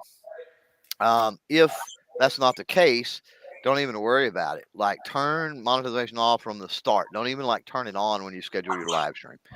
And instead, two things. Well, first of all, let me jump back. As long as you've got the 500 subscribers, the 3,000 hours, you're right, G23. You've got the potential and possibility for people to drop super thanks and super chats and super stickers and that sort of stuff out there in the chat, which is amazing. It's great. But as far as the actual what I would consider making money, because that's just like tips every now and then. It usually does not amount to a whole lot. Those things don't. Then there's two ways to go. The first is fashion your live streams in a way that is conducive to audio replay, and then port those over into the audio world. Part of the reason is the platforms over in the audio podcast world do pay advertising dollars, and their policies aren't nearly as strict or prohibitive. And this doesn't even come from me. I was actually, I don't know if people are familiar with Tim Pool or not, but I was actually watching a little segment from Tim Pool today. I'm trying to remember what it was even about. I don't think it even mattered. Oh, he was talking about some of the eBay of the YouTube jail time for the Daily Wire. Some of the folks on the Daily Wire channel or whatever, and yeah, he was talking about how the podcast world, the audio podcast world, the same exact content, right? That he's doing live on YouTube. Like the podcast world just absolutely blows it out of the water. And that's what I see too. So it's like, it's not worth even messing with, honestly, on YouTube. The second thing is, once you have that ported over and you're porting that over into the audio podcast world, then you start opening up the possibilities because of the policies and everything governing that being a little more lax. Then you I open mean, up like the the lack opportunity. of policies. There are no policies other than law. What's that? Like in the When you're going into podcasting, now you're not dealing with rules other than you can't definitely be dealing illegal. with, you're definitely dealing with every platform that's pumping stuff out has some type of a policy. I can assure you, they got a terms of service and stuff. So they're just drastically less restrictive than what YouTube is. So anyway, because of that, yeah, you can take advantage of potential advertising dollars on those platforms and stuff. But you can also take advantage of securing, again, it's what I kind of said earlier. If you go out and try to secure sponsorship and your own advertising from companies and things like that too. So that's where the money comes into play. And most of the folks that are making money with anything live related, in our space anyway, Firearm 2A, that sort of thing, they can make a lot more that way than they can on YouTube. Now, that being said, there are some channels on YouTube that they're grabbing $100 super chats every 30 seconds and crazy stuff. So there's So specifically about the commercial. oh no, I know channels that make him, and I'm not talking about in the gun tuber space, but I know channels that make his stuff look silly, absolutely silly. And we're talking about goofy stuff, like people that are like praying for people in the chat, and if you pay X number of dollars, they pray for you, or they tell your fortune, or just crazy stuff. And I mean, they got thousands of people in the live chat, and there's $50 and $100 for like 2 hours. There's $50 or $100 super chats, like I swear, every 30 seconds. And what you got to realize too, understand that YouTube is taking a big chunk of that super chat, right? So, let's say that they made $5,000 in 2 hours with super chats. Well, they're only going to see about 3,000 of that. And then by the time Uncle Sam gets his hands on, a third of it, well, then they've only made about 2,000 out of that 5,000, right? So I go back to, even if you're crushing it money wise, because I think that's borderline weird if you do stuff like that. But even if you're crushing it money wise, like some of those crazy channels are, then you've got to weigh it out. Like, I'm really only getting $2,000 at the end of the day, or $3,000, depending on how you look at it. Maybe you got some kind of tax haven or tax break to be able to deal with that part of it. And you're really only getting $3,000. If you structure a little bit, if you port that into the audio world, is that something that the advertising in the audio world plus the potential sponsorships and stuff could get you without having to worry about policy issues here on YouTube, right? And just something to think about. So, a quick backtrack. I know Patriot was asking earlier about 410 in Bond Arms, and what I've found is that the Bond Arms Rowdy can do the 2.5-inch shells. So that's probably what I was thinking was, like the 2.5. You might be able to get some 3 inches in there, but I'd probably stick around the 2.5-inch shells.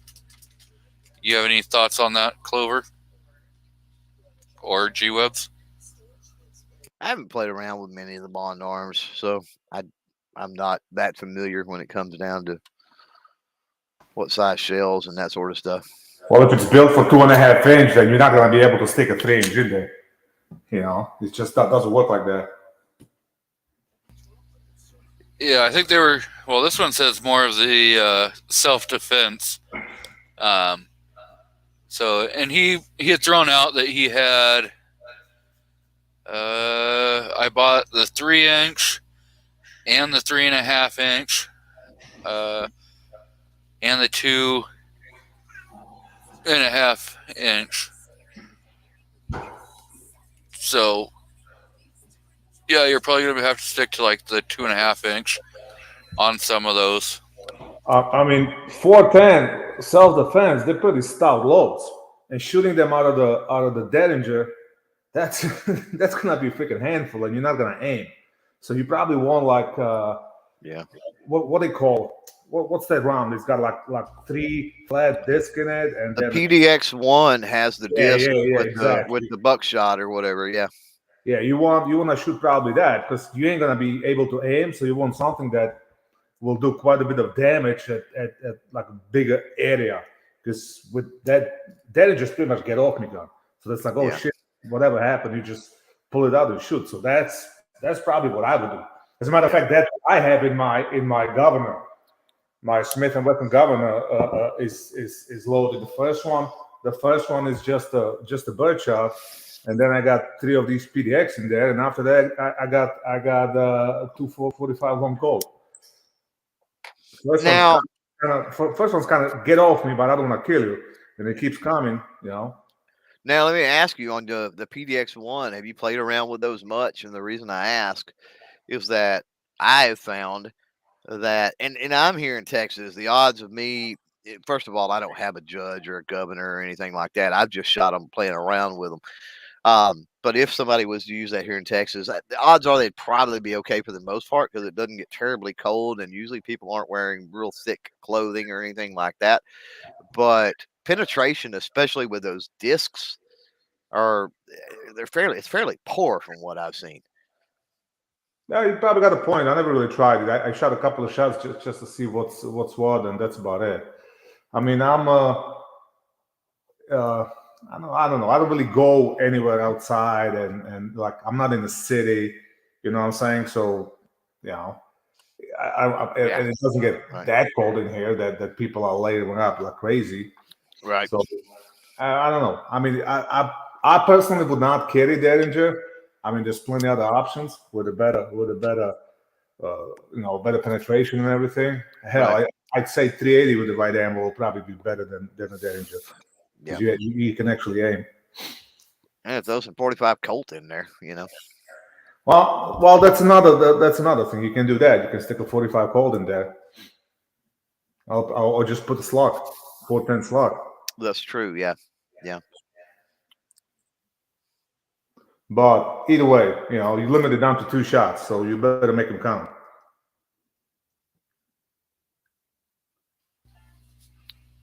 Yep, absolutely. I mean, yeah.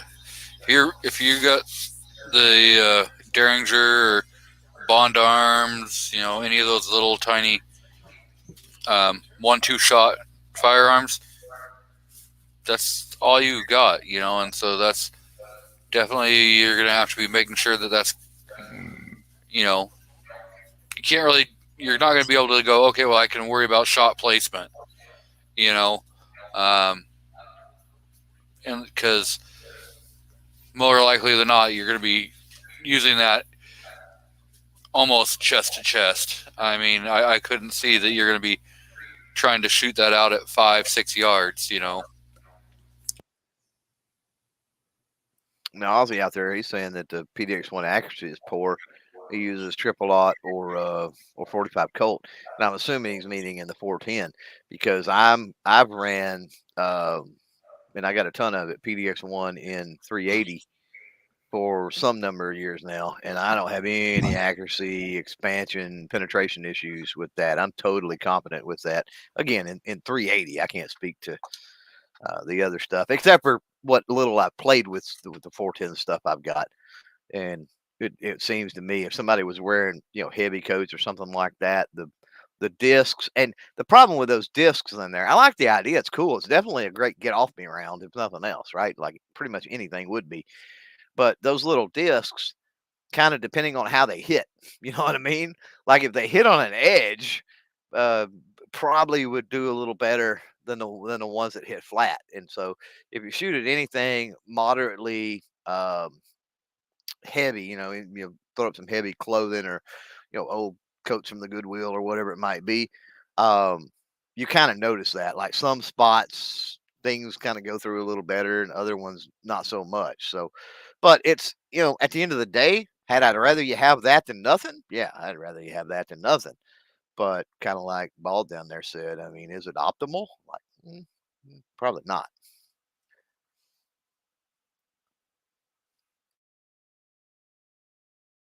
You know, kind of makes me think because I've got the jugs and I've got some of those. I think I got some of the PDX ones, and I've got some old coats. Maybe if I remember, I could take those to the range and try to see how well they do. You probably don't even need a code. The best test media will be probably old phone book. See how far you get through that. It's true. Phone books, yeah, phone books work really good. Yeah, or magazines. You get old magazines and stuff like that. Yep. Problem is finding a goddamn phone book these days. This is true.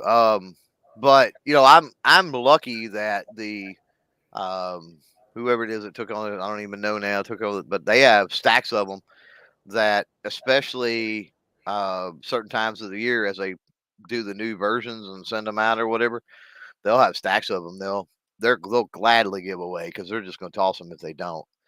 Of course, you go through them pretty quick. It's a problem. And if they're wet, they're even funner, I think.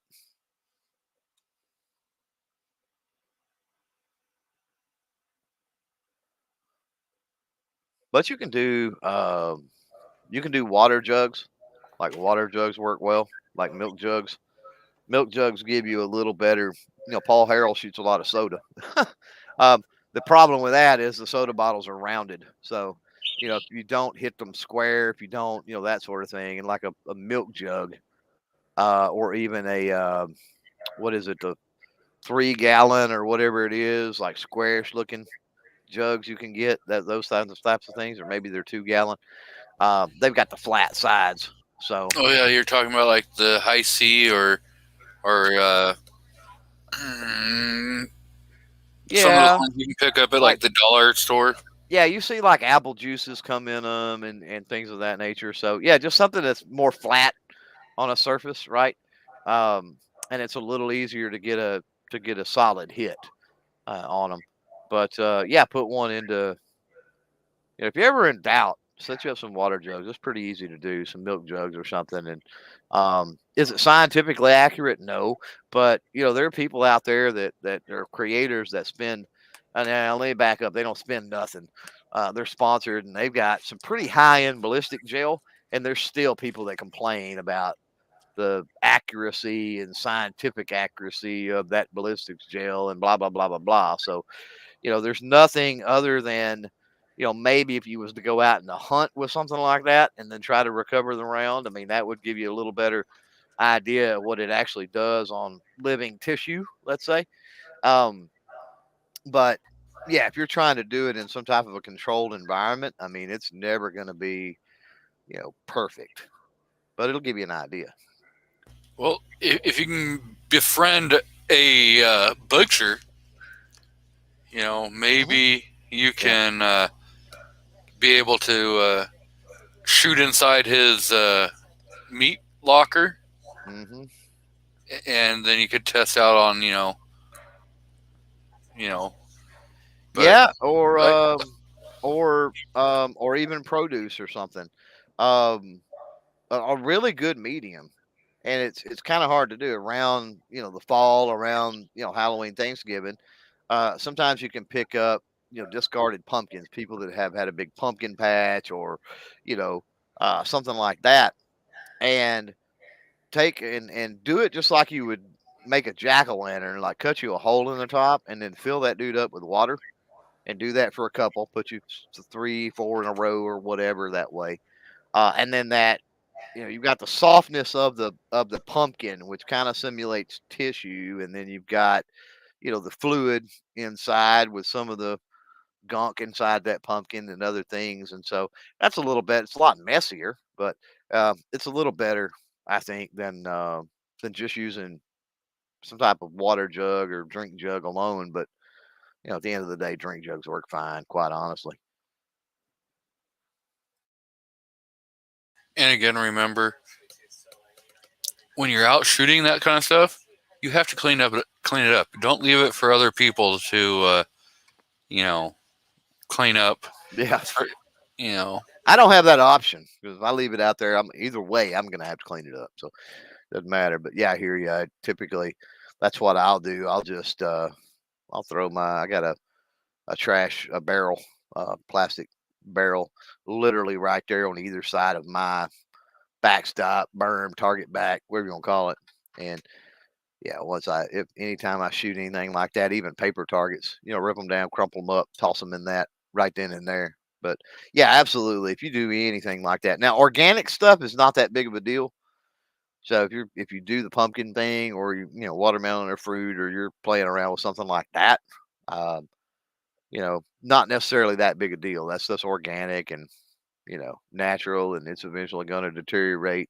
Critters are going to get it and that sort of stuff. So, and meat, I think meat would be the same way. Wouldn't have to worry about it too much, but probably not a bad idea to get it off of the range area at the very least and pitch it out into tall grass or woods or something of that nature. Just for the eyesore, right? Aspect of that, if nothing else. It's not like it's going to hurt anything or anything, but having shattered, scrapped pumpkin and fruits all over the range could be annoying for some reason, for some people, I should say. Yeah, I know. We used to have a lot of places up in the hills that you could go shooting and stuff, both public and private land. A lot of people that own property up there were like, yeah, hey, you can go ahead, you can shoot on but then people were just using them as a dump site. And so they'd, okay, take up the old refrigerator and shoot it. Well, then they'd leave it there. Oh, well, I was leaving it for somebody else to use it as a target. No, you're leaving it because you're too lazy to load it back up in your vehicle and go and pay the fee to have it disposed of properly. Actually, here's a funny thing. You don't have to pay the fee to dispose of the refrigerator. Back about 12 years ago, when I built my house, built another one next to me, and my partner calls me up and goes, "Oh, somebody dumped a refrigerator on our property." And they literally drove around the house, dumped it on the other side. I was pissed as hell. So I threw it in my truck. I go to a dump, and the guy tells me the same thing. It's going to be this much, blah, blah, blah. But he goes, you know what? Bring it to a junkyard. Yep. That's what I was going to say. I brought it to a junkyard. I went on the scale. I dumped it. I went back. I took out my wallet. I was going to pay them, and they handed me $17. Right. Yeah. Uh-huh. So like, Jesus Christ, yep. People are so freaking stupid. Yep. Just about everything on a refrigerator or a washer, any appliance you can fix for $50. So they're happy to take them and then fix them and then offer them for sale for $100 or whatever. Yeah, or a lot of times when we did remodeling jobs, we had tons of freaking old radiators, appliances, everything, and everything that had some metal in it. I would just throw in the truck, and I would bring it to a junkyard. Sometimes I wouldn't even go on the scale. I just went, I dumped it, and I didn't even want the money. I just, it was just trying to be a little bit green, Yeah. Mm-hmm. Same goes when I get the cabinets. I got shit on the cardboard. So I put all the stuff aside instead of just tossing it out. Dump actually has a special place where for $5 you can bring a tractor trailer load of cardboard for $5. Yeah. So depending on the type of cardboard, I use a metric crap ton of cardboard on my range, and the reason I do, cardboard's cheaper than wood. So as you start poking larger and larger holes into my target board, into my backstop wall, whatever you want to call it, I patch that with cardboard, right? And so I'm always saving. It aggravates my wife to death. Amazon boxes on anything we get, especially if it's got big panels, like you're talking about, if you're cabinets or refrigerators or if it's big items. I especially cut that down or whatever. And and save them because it's great for that. And a lot of ranges would be a good place to maybe to offload some of that too. If you've got any ranges in your area and you've got excess cardboard, hit That's them your- up and see. Did That's you your see excuse for buying a widescreen TV. Like, oh, I needed the cardboard box to save on wood. Right. Did you see those new, what they call it, infinite targets? Let me Oh look it yeah, up. the infinite defense. Yeah. Mm-hmm. Yeah, They're those are the they're rubber. made out of rubber. Mm-hmm. Yep. Yeah, I have one of those.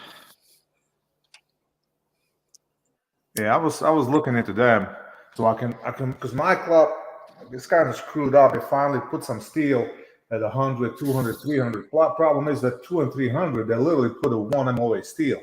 So unless you have a good scope, it's hard to even see. And they don't want to do anything at the pistol range.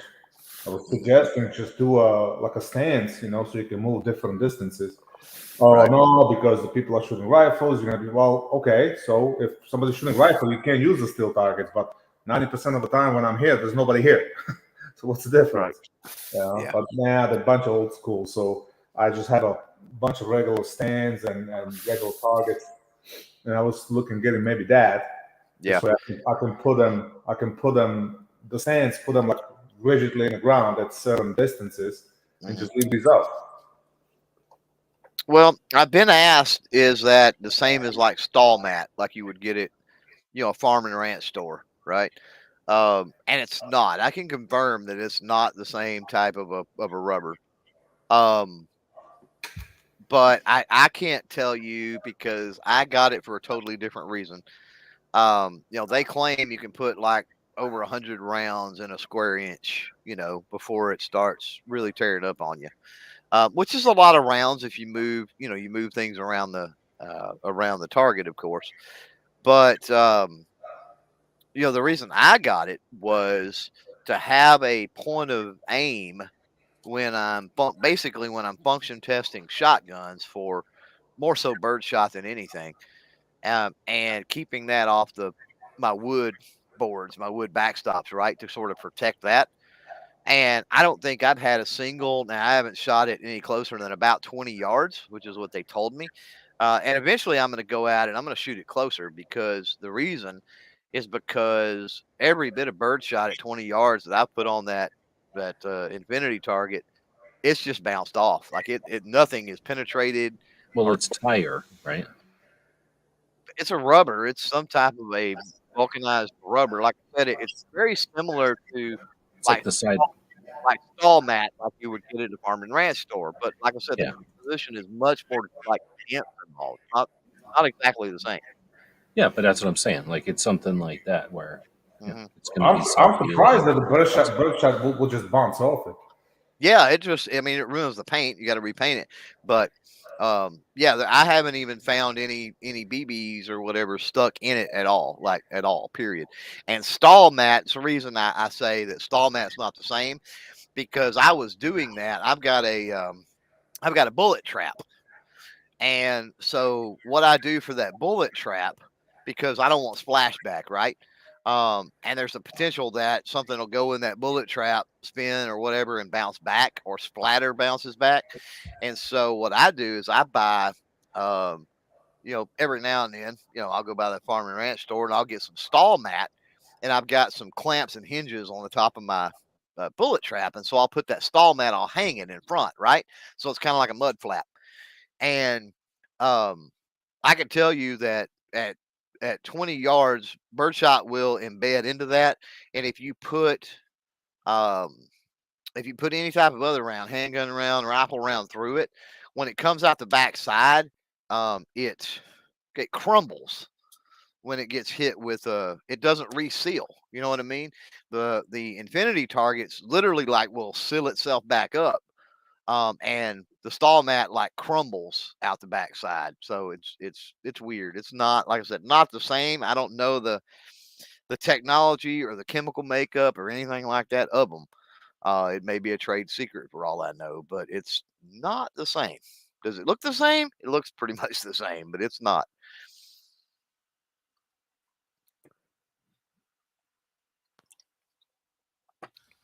So, yeah, I don't know. I really have like the range that I was at on Wednesday. You know, you're lucky, Bald. Your range allows you to have steel. That one down there, it doesn't matter if you're out on the 200 yard, if you're out on the 100 yard, whatever. There's zero steel allowed at all on that range.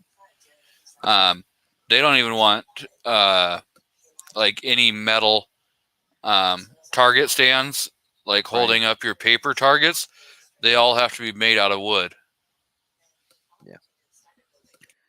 Yeah, they're old school and they fear a lot of liability stuff, basically.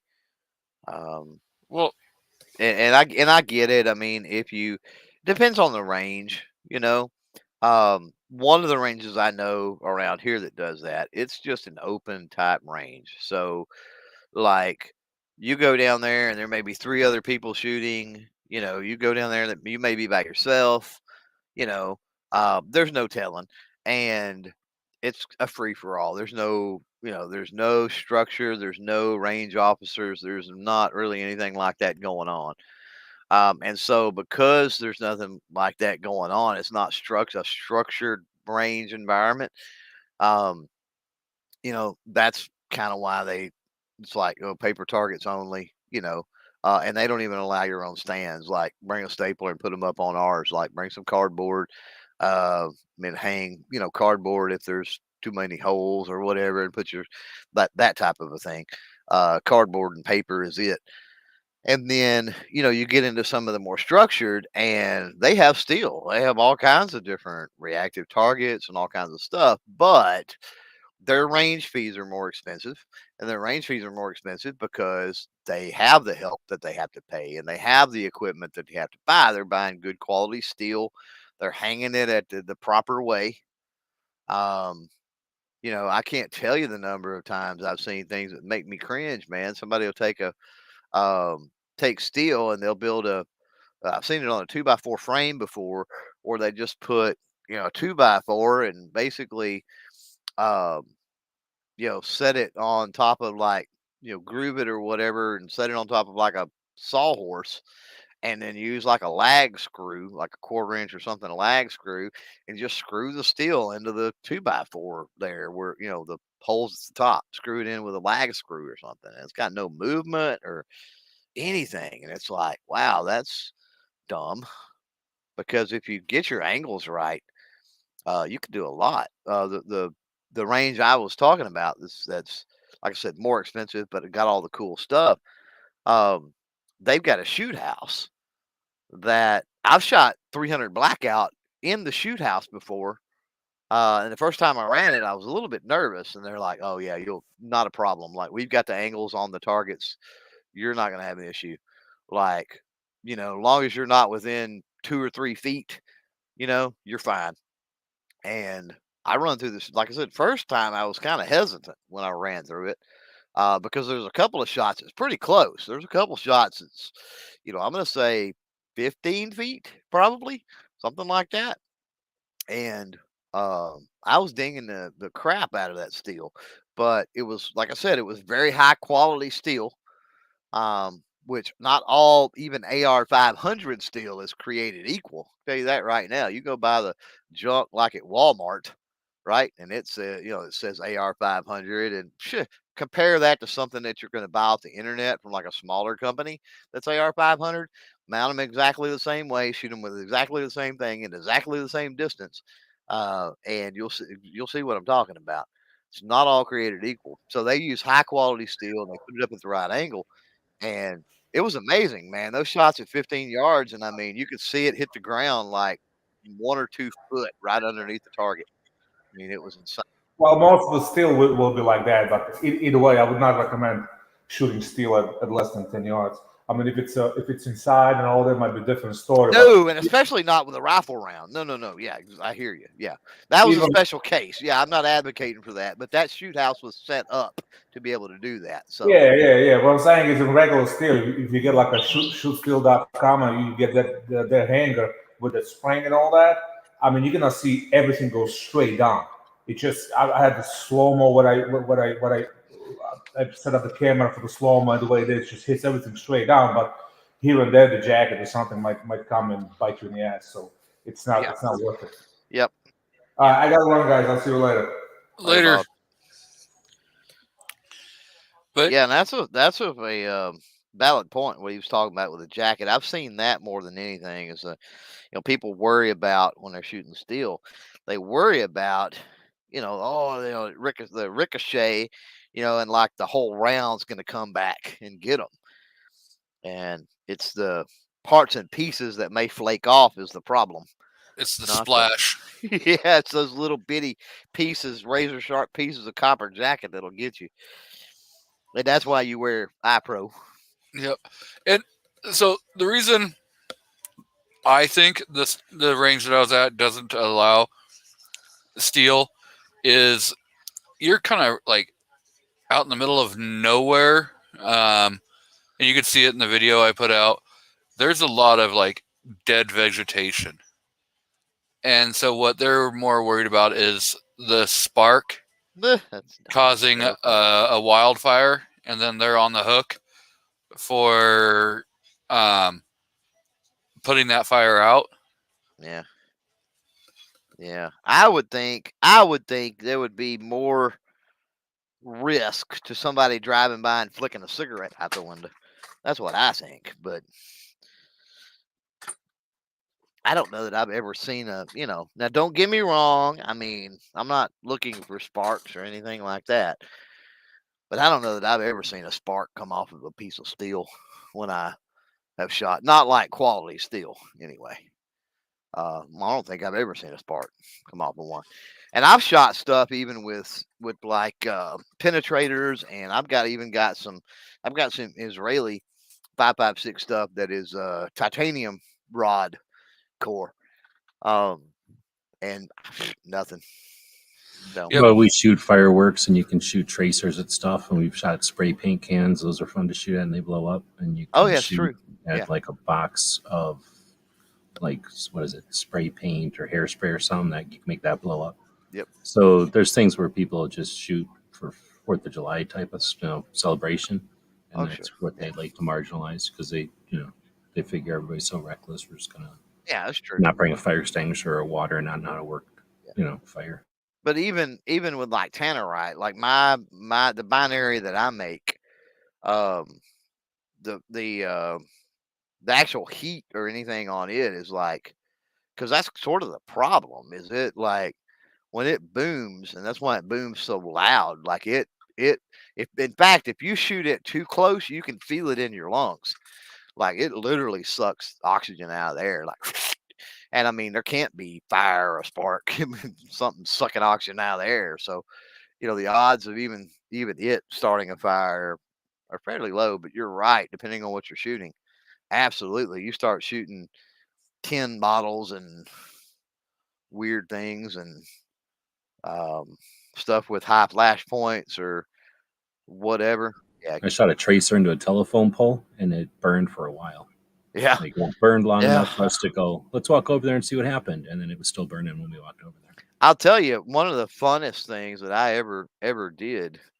I got back into the woods one day, and I had talking about shooting spray paint cans. I had probably 20, and I took and I placed those on a hill on the other side of the pond, at various places, and like shot it. And I'm all, man, it was so cool when they blew up because they painted the side of the hill, obviously, when they blew up. So, yeah, that was kind of neat. And the thing is, yeah, a lot of us responsible people are going to take out the right stuff, but it's the irresponsible people that are going to, always hurt it for, Yeah. And That one so- idiot's going to ruin it for everybody Yeah. every single time. Yeah. and but, so that it's trail like you, cams and satellite imagery and trail cams at the front of the entrances and exits of wilderness areas, like they can do things to minimize that without telling all gun owners it's their fault. And it's not like this, just because something can happen doesn't mean it is Oh, I happening. agree. Yeah. So they Mhm. can say a bunch of stuff can happen, but is it happening? Like, you know what I mean? Right. Yeah. And then when they get something that does, like out here, it's trash, not fires. Nobody's recklessly starting fires or anything, but they'll Right. take trash out in our gun areas and leave it there because one, they're a-holes, and two, they know gun people are going to shoot it. At least I'm convinced of this, and then it'll look like gun owners are shooting at trash. Or maybe it's just somebody owns a shotgun in a trash bag, and that's how they're getting their aggression out, and they're assholes, and they leave it there. But that's not your person that goes to the gun shop and worries about what optic he's buying, takes a can of trash out there and shoots it and leaves it there. But that happens. And then when somebody who's, at least out here, horseback riding or riding their four-wheel, whatever, ATV or their bicycle, or hiking, or there's hummingbirds and butterflies and stuff that'll come through here on migrations and ducks and everything else. We get all kinds of international tourists looking for bird watching. And all those people who've never had any experience with firearms before, if their first introduction is, oh, here's the shooting area, look at what a mess it is. And then it's also an opportunity for most of the clubs, shops, and groups in town to go up there and clean it regularly. But it's just one of those things we have to deal with sharing public lands. But it's easy to blame other people. It's just as easy to get a bunch of people together on a quarterly basis. And then if that's not enough, then another bunch of people will get together on a quarterly basis. But, it's easy enough to clean up if there's somebody conscientiously keeping an eye on it. And again, cameras and stuff, if it's getting to be a total mess, you just tell the sheriffs or whoever is in charge, hey, this is happening on a regular basis and it ain't us, it ain't shooters. Figure it out. And that's what their job is. They're going to put up cameras and they're going to figure it out. And they love to give tickets and, fines to people who are dropping garbage illegally.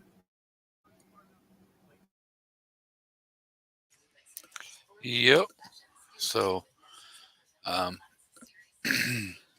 yeah, I mean, I know of like 4 places, and I'm kind of new to the area. I've only been here like 6 years, and there's already 4 places that used to be able to shoot at, and they're like, you know what, we're done. No more shooting here because people are leaving too much garbage and crap like that, and they never, it's like, so even if it wasn't shooters doing it, because the stuff was happening, they're like, guess what? We're just closing this place down. No one's going to be able to use it, And so those 3 of them were private areas, and the owners were like, yeah, we're done. We're closing it down. If you come on this property, you're going to be charged with trespassing.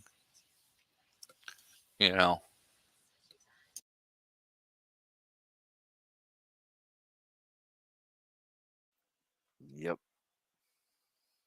And I don't know. I mean, that's been a problem. I mean, I've got, I was looking at running for JP for a while, and JP,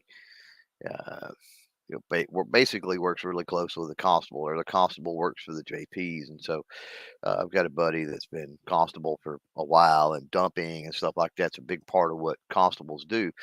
And it's been an issue as long as I can remember, like people not taking care of their trash or not carrying and just being nasty and gross, and like that's always been an issue. It's not anything new, and certainly doesn't seem like it's gotten any better. Doesn't seem like it's gotten any worse either. It's just something that's kind of always been there. Well, it depends when you're at. Like Tucson is a sprawl, it's the outskirts of, it's a suburb of Phoenix at this point already, and people are pouring out of California and Texas, or not Texas, California and other states too here. And it's always been a state where people retire to. So as the huge baby boomer generation retires and moves, portions of them, gets a ton of growth that way. So these are people that the cities are sprawling, so they are way more people, but then people who've never been hiking in these mountains, or here at least, or walking around the deserts here. But if it's somewhere else, like walking around the forests or going to whatever the shared resources are. So that's, like Nevada or these other states that's growing. or even Texas, I suppose. Like if people, well, you don't have that much private land from what I understand though. So, well, when there's a lot of private land, people aren't used to it, one, and they're not used to it. Like they might be used to their normal shared lands, which are highly managed. But when they get out to where 60% of the state is managed lands, it ain't the same. You know, it's not the same. So when they get out there and people are doing stuff like, oh, I'm running a mine here and I own rights to what's under here for like $5 a year off from the government, or you're like, I'm paying $5 a year to the government to have my cows here, and that's why it looks like this. People get all upset and concerned. So you know, that's the thing. Is as this areas grow, what had been our shooting areas, they're now all of a sudden offensive to people because they're, well, it used to be way out of town, are now on the outskirts of town, and we've already had three versions. If I think about it, three versions of the town getting larger and all the shooting ranges needing to move 10, 15 miles out of town. Town getting larger, all the shooting ranges move 10, 15 miles further out of town. And now the town is all the way to the mountains and the shooting ranges are in the mountains and the town can't go any higher. So now people are like, I can't believe they're shooting in our shared lands. So it's, you know, it's a little bit different story everywhere, but there's that, whatever, like timeline to it. And you may not be getting that if you're not getting that population swell. Right. Yeah, certainly don't in my neck of the woods. And it's, you know, I'm in a very rural county anyway here. And, you know, the largest town is, I don't know, 14, 15,000 people. The next largest to that is like maybe 4 or 5. And I would wager there's probably the majority of land, so better than 50% in the entire county that's outside of incorporated city limits anyway. It's probably owned by maybe a dozen families, you know. So it's like there's not really a lot to. We don't have a lot of public land like people can go on it. It's shared or whatever. We don't have a lot of that in this, especially in this area. Yeah, and if you If go you're on it, east, it's private. if you go east, except for the Appalachian Trail, it's a lot like that. There's states that have some forests and things, but it's, you know, the states out here are huge and chunks of them, especially where there's reservations and stuff. Like you're not even going on that, but there's stuff as big as the reservations that are, you know, just tracts of land. And then different presidents have turned it into different levels of you can go on it or not. But yeah, that's just something that the East never even had a chance. You know what I mean? Like there's places in the East that somebody's taken a shit there before. Sorry, but somebody in the time has taken a shit there before. Like somebody stood there and took a piss. You know, probably multiple times. Like there's very few places people haven't walked on in, you know, back east. We're out here. There's probably places you can go where no one's probably been yet. Some canyons and peaks and stuff. Right. Maybe. I'm not saying that's a big thing. But still, if it's something that no historic person would want to go to or whatever, then I bet you could still find places. Or just maybe something's really hard to get without modern equipment. You can still potentially do that out here. Yeah. Well, we got plenty of places to shoot. I mean, you know, that's where you make friends and you know people and whatever. And, you know, but at the same token, it's kind of like G23 was saying, they don't care if you do that, but, you know, just as soon but that's the beauty of here. You know, here, if one person is causing a problem, then it's on, you know, somebody's private land that they're allowing folks to do things, then they tell that person to get lost, not everybody. So. Well, and like you don't think twice about shooting clay targets. Like you don't even think about it. You're like, oh, I'm going to just put the clay targets over there, or I'm going to shoot them over that other pile of clay targets. Yeah. And out here, I cringe every time I think about them because nobody's shooting clay targets in their backyard out here. Everybody's taking asphalt and throwing it out into the desert, and we don't have rain. So where normally it takes like a couple of 6 years to get rid of the asphalt that's in a clay target in the ground, like out here, it's like 30 years. So even biodegradable for every. Oh yeah, even everyone, because we just don't have the rain that everybody else has. Yeah, it takes rain. So for those a-holes that are, you know, well, whatever, either ATVing or motorbiking or bicycling or hiking or whatever the hell they're doing. There's like tons of things that people do out here. You're leaving a big like shooters didn't give a shit here, and it's hard to say, oh no, that was somebody that wasn't shooting when it's a bunch of clay targets. You know, hey, it's possible that an anti-shooting person would take clay targets out in the middle of nowhere and smash them, but more than likely it was just somebody being a dick. Not thinking about it, I guess. but they hardly even sell them out here.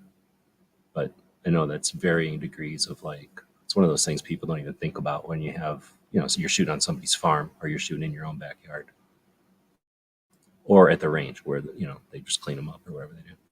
Well, you could, it'd be a little more expensive to do, but you could pack binary in the upper groove on that clay target, and then, but you would have to, of course, hit every one of them. But if you hit The every one powder of in them, into nothing. it would basically blow up into virtually nothing at that point. Yeah. But you'd have to hit it. With a 45 ACP. If you didn't hit it, if you didn't hit it, then I mean, you're back to square one. Yeah, for sure.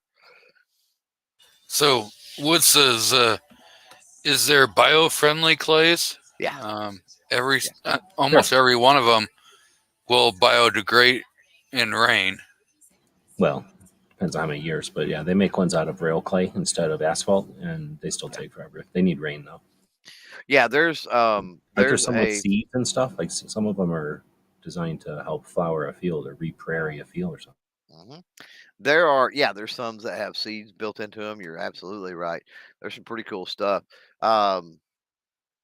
Yeah, I mean, I've used strictly biodegradable for a while now, and the place on the property that I shoot used to be a pond, and if we get a lot of rain, it kind of turns back into a pond. So a lot of wet, a lot of water, a lot of standing water and stuff in that general area. So they and they don't go away, right? It's not like they disappear, but it basically just turns into clay.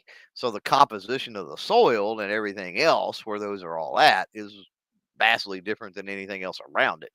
But it's not anything damaging. It wouldn't be any different if I went wherever down to the coast and picked up a big dump truck load of clay and brought it back and dumped it. It's like it's not anything that's crazy.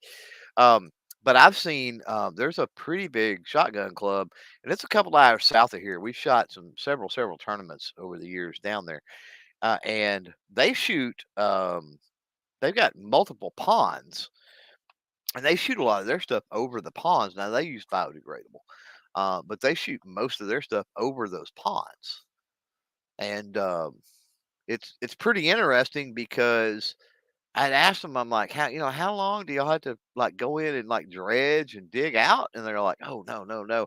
They're like, this place has been here, I forgot how many years, but a couple of decades or some kind of crap, and they're like, they've checked the water level, at routine times and routine rainfalls, not like when it's super dry or super rainy type thing, but kind of got an average. And they're like, yeah, no telling how many millions upon millions of clays or windows have been, shot and busted apart or not shot and just drowned or whatever in those ponds, and they're like, oh, like maybe a few inches, it's changed over 2 decades or something, the depth of the ponds. So, yeah, it's interesting. And there's fish in there. I mean, there's obviously fish in the ponds, which is kind of neat. So doesn't even mess with them. And for the longest, because I did talk to them about biodegradable, and they use all biodegradable and have for many years, like currently. But once upon a time, actual clays that were marked biodegradable weren't a thing. And there's layers of that, I'm sure, in there, and there's still fish and all kinds of stuff doing their thing. So you go back far enough, they shot glass balls. Yes, they did. Yeah. So there's got to be places where just a bunch of glass, right? Like a bunch of glass shards. Yeah. So one of the things that this is what I was told, and I could Google for it probably, and who knows if it'd be accurate. But one of the perks of biodegradable is if you've got like livestock and you're shooting clays out in a pasture and they're grazing or whatever happens and they get a piece of it, like the biodegradable breaks down in the stomach better than the stuff that's not. So like the stomach acid, right? Like your grazing animals and stuff. Now, obviously, if they ate a whole bunch of it, it will probably be bad for them. But it's actually able to go through them, I guess is what I'm saying, easier without causing any kind of distress or problem. So, um, and again, that was one thing I was told, Lord, probably 10 or 12 years ago, uh, when we were deciding on some land for 4-H to do shotgunning and stuff like that, and the person that we were using the land had some horses and goats and different things out there, and they were like, "Oh yeah, you've got to make sure you use biodegradable. Like we don't care, but." Um, and then they preferred that we picked up any big pieces as well. So we would always shoot, and then we would get our 5-gallon buckets, and that's all part of teaching kids responsibility and other things. But we would walk out through there and pick up uh, any big pieces that were out there, like clays that were maybe they just broke in half because they weren't shot and they hit the ground, or maybe a whole clay sometimes. And the whole clays we would save, so that was one of the benefits of that too. I mean, clays aren't that expensive, but if you can walk around for a half hour and you've got 2 or 3 coaches and 20 or 30 kids, and walk around out there for a half hour. I mean, a lot of times with missed clays, I mean, heck, you could pile up save a whole box of clays by the time you were done gathering that stuff up. So some different perks to doing it. So we always did that. But yeah, if you hit them good, the pieces were small enough, and especially once he went through there and mowed and did all his stuff, like they were polarized at that point anyway.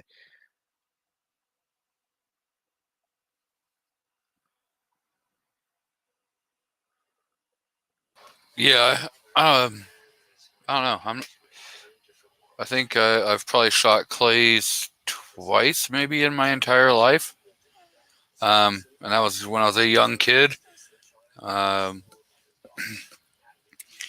and didn't really know what the hell I was doing. I mean, I knew, but it's not like nowadays where we just set them up on the hillside and shoot them. Static, shoot them static. Yeah. Yeah, there's racks. There's people that build. You can build racks. You can, they sell racks. Specifically for using, clays and a static, and they can be fun. Like, Well, they're reactive, right? yeah. That's what I was fixing to say. They can be fun because it's something that's reactive. When you hit it, it busts apart. So, I seen a that was really cool.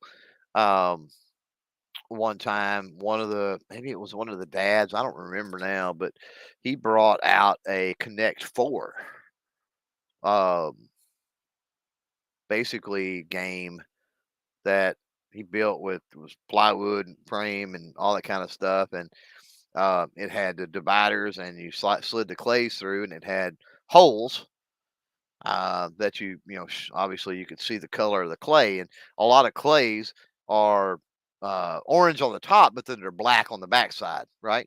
And then so you don't stack those in there and alternate them, and then you take turns making shots.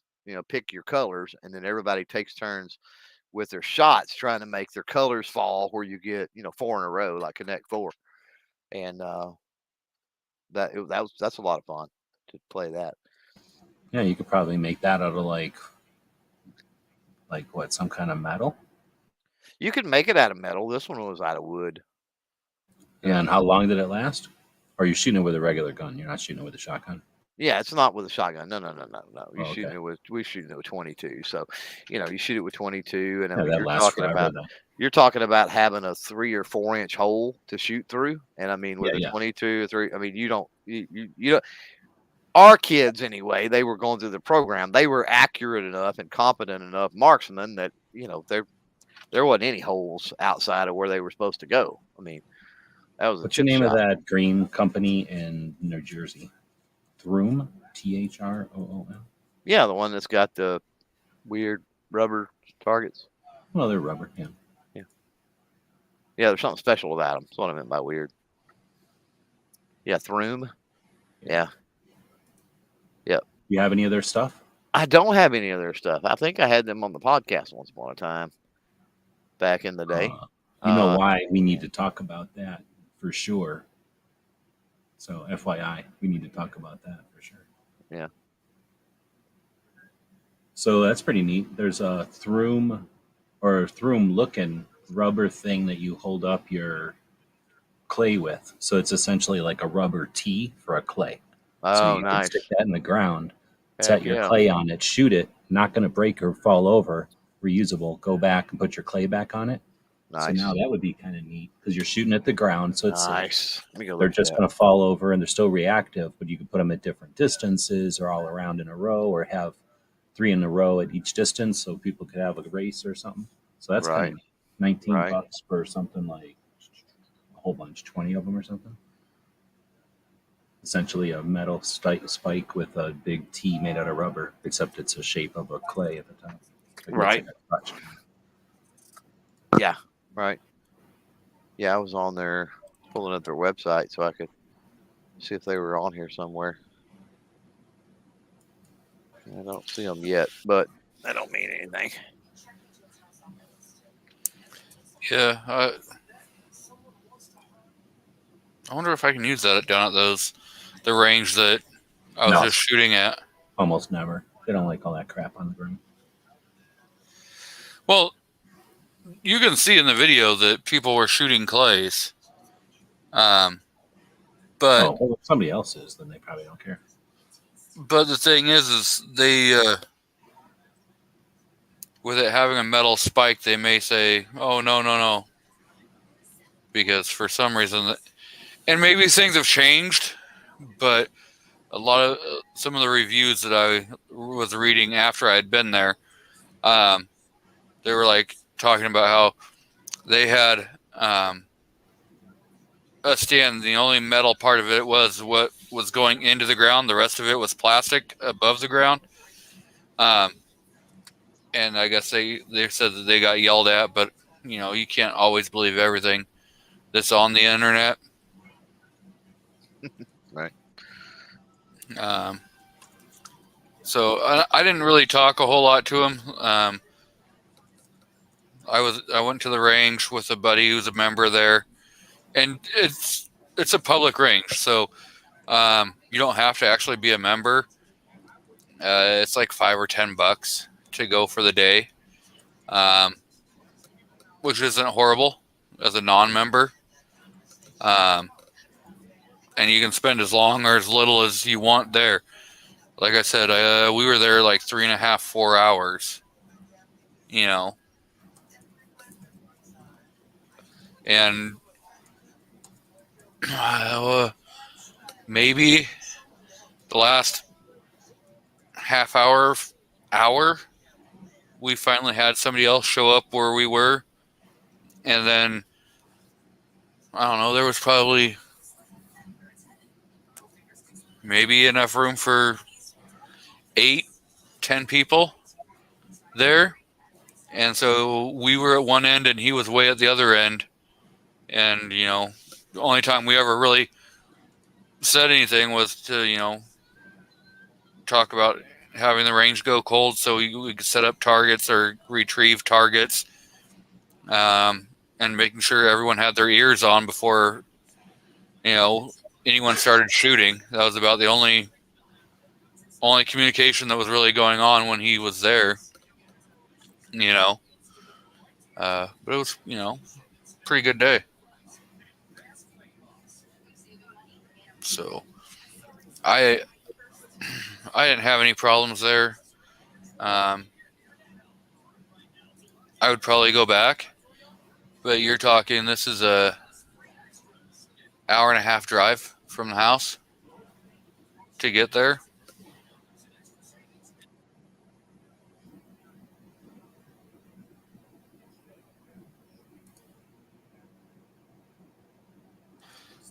I don't know. G-Webs has to make a long drive like that to get to a range or not. Oh, sorry. I was sitting here doing something. What was the question? What were you talking about? So the range I was at, it was probably about an hour and a half drive. to get there. Is your like the ranges you go to, are they a little closer than that, or is that about? So I can go to the range I used to volunteer at. I can get there in like a half an hour or less, depending on, especially at the time of morning. I would go out there in the morning, so I get there with no traffic. It's just on the other side of the Air Force Base, essentially. And then the other ones are probably all an hour away ish, depending on traffic. And then I think I have 1, 2, 3, 4,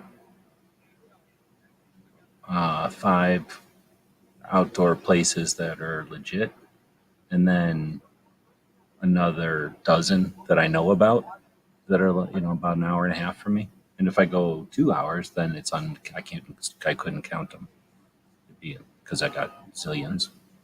And then that doesn't count any indoor ranges. I'd have to think for a minute. I know the one I just passed it the other day. So there's one, I think 2 now, 3 if it's still there, and then what am I thinking? There's another one somewhere. I think there's 4 indoor ranges in town. Oh yeah, And I mean, they're all within a half an hour or something. there's ranges that are closer than the one I went to, but I don't know, it wasn't a horrible range. Like you'll hear people talk about RSOs being like little Nazis and stuff like that, and this place was kind of laid back, not like too laid back, but it was comfortable to be there. You weren't worried about, oh, I've got somebody who's going to come screaming and yelling, or you didn't have to worry about like other people there shooting that were being unsafe, So it was, I don't know, I think it was a pretty good place to go. I would like for it to be a little closer because, you're talking an hour and a half drive.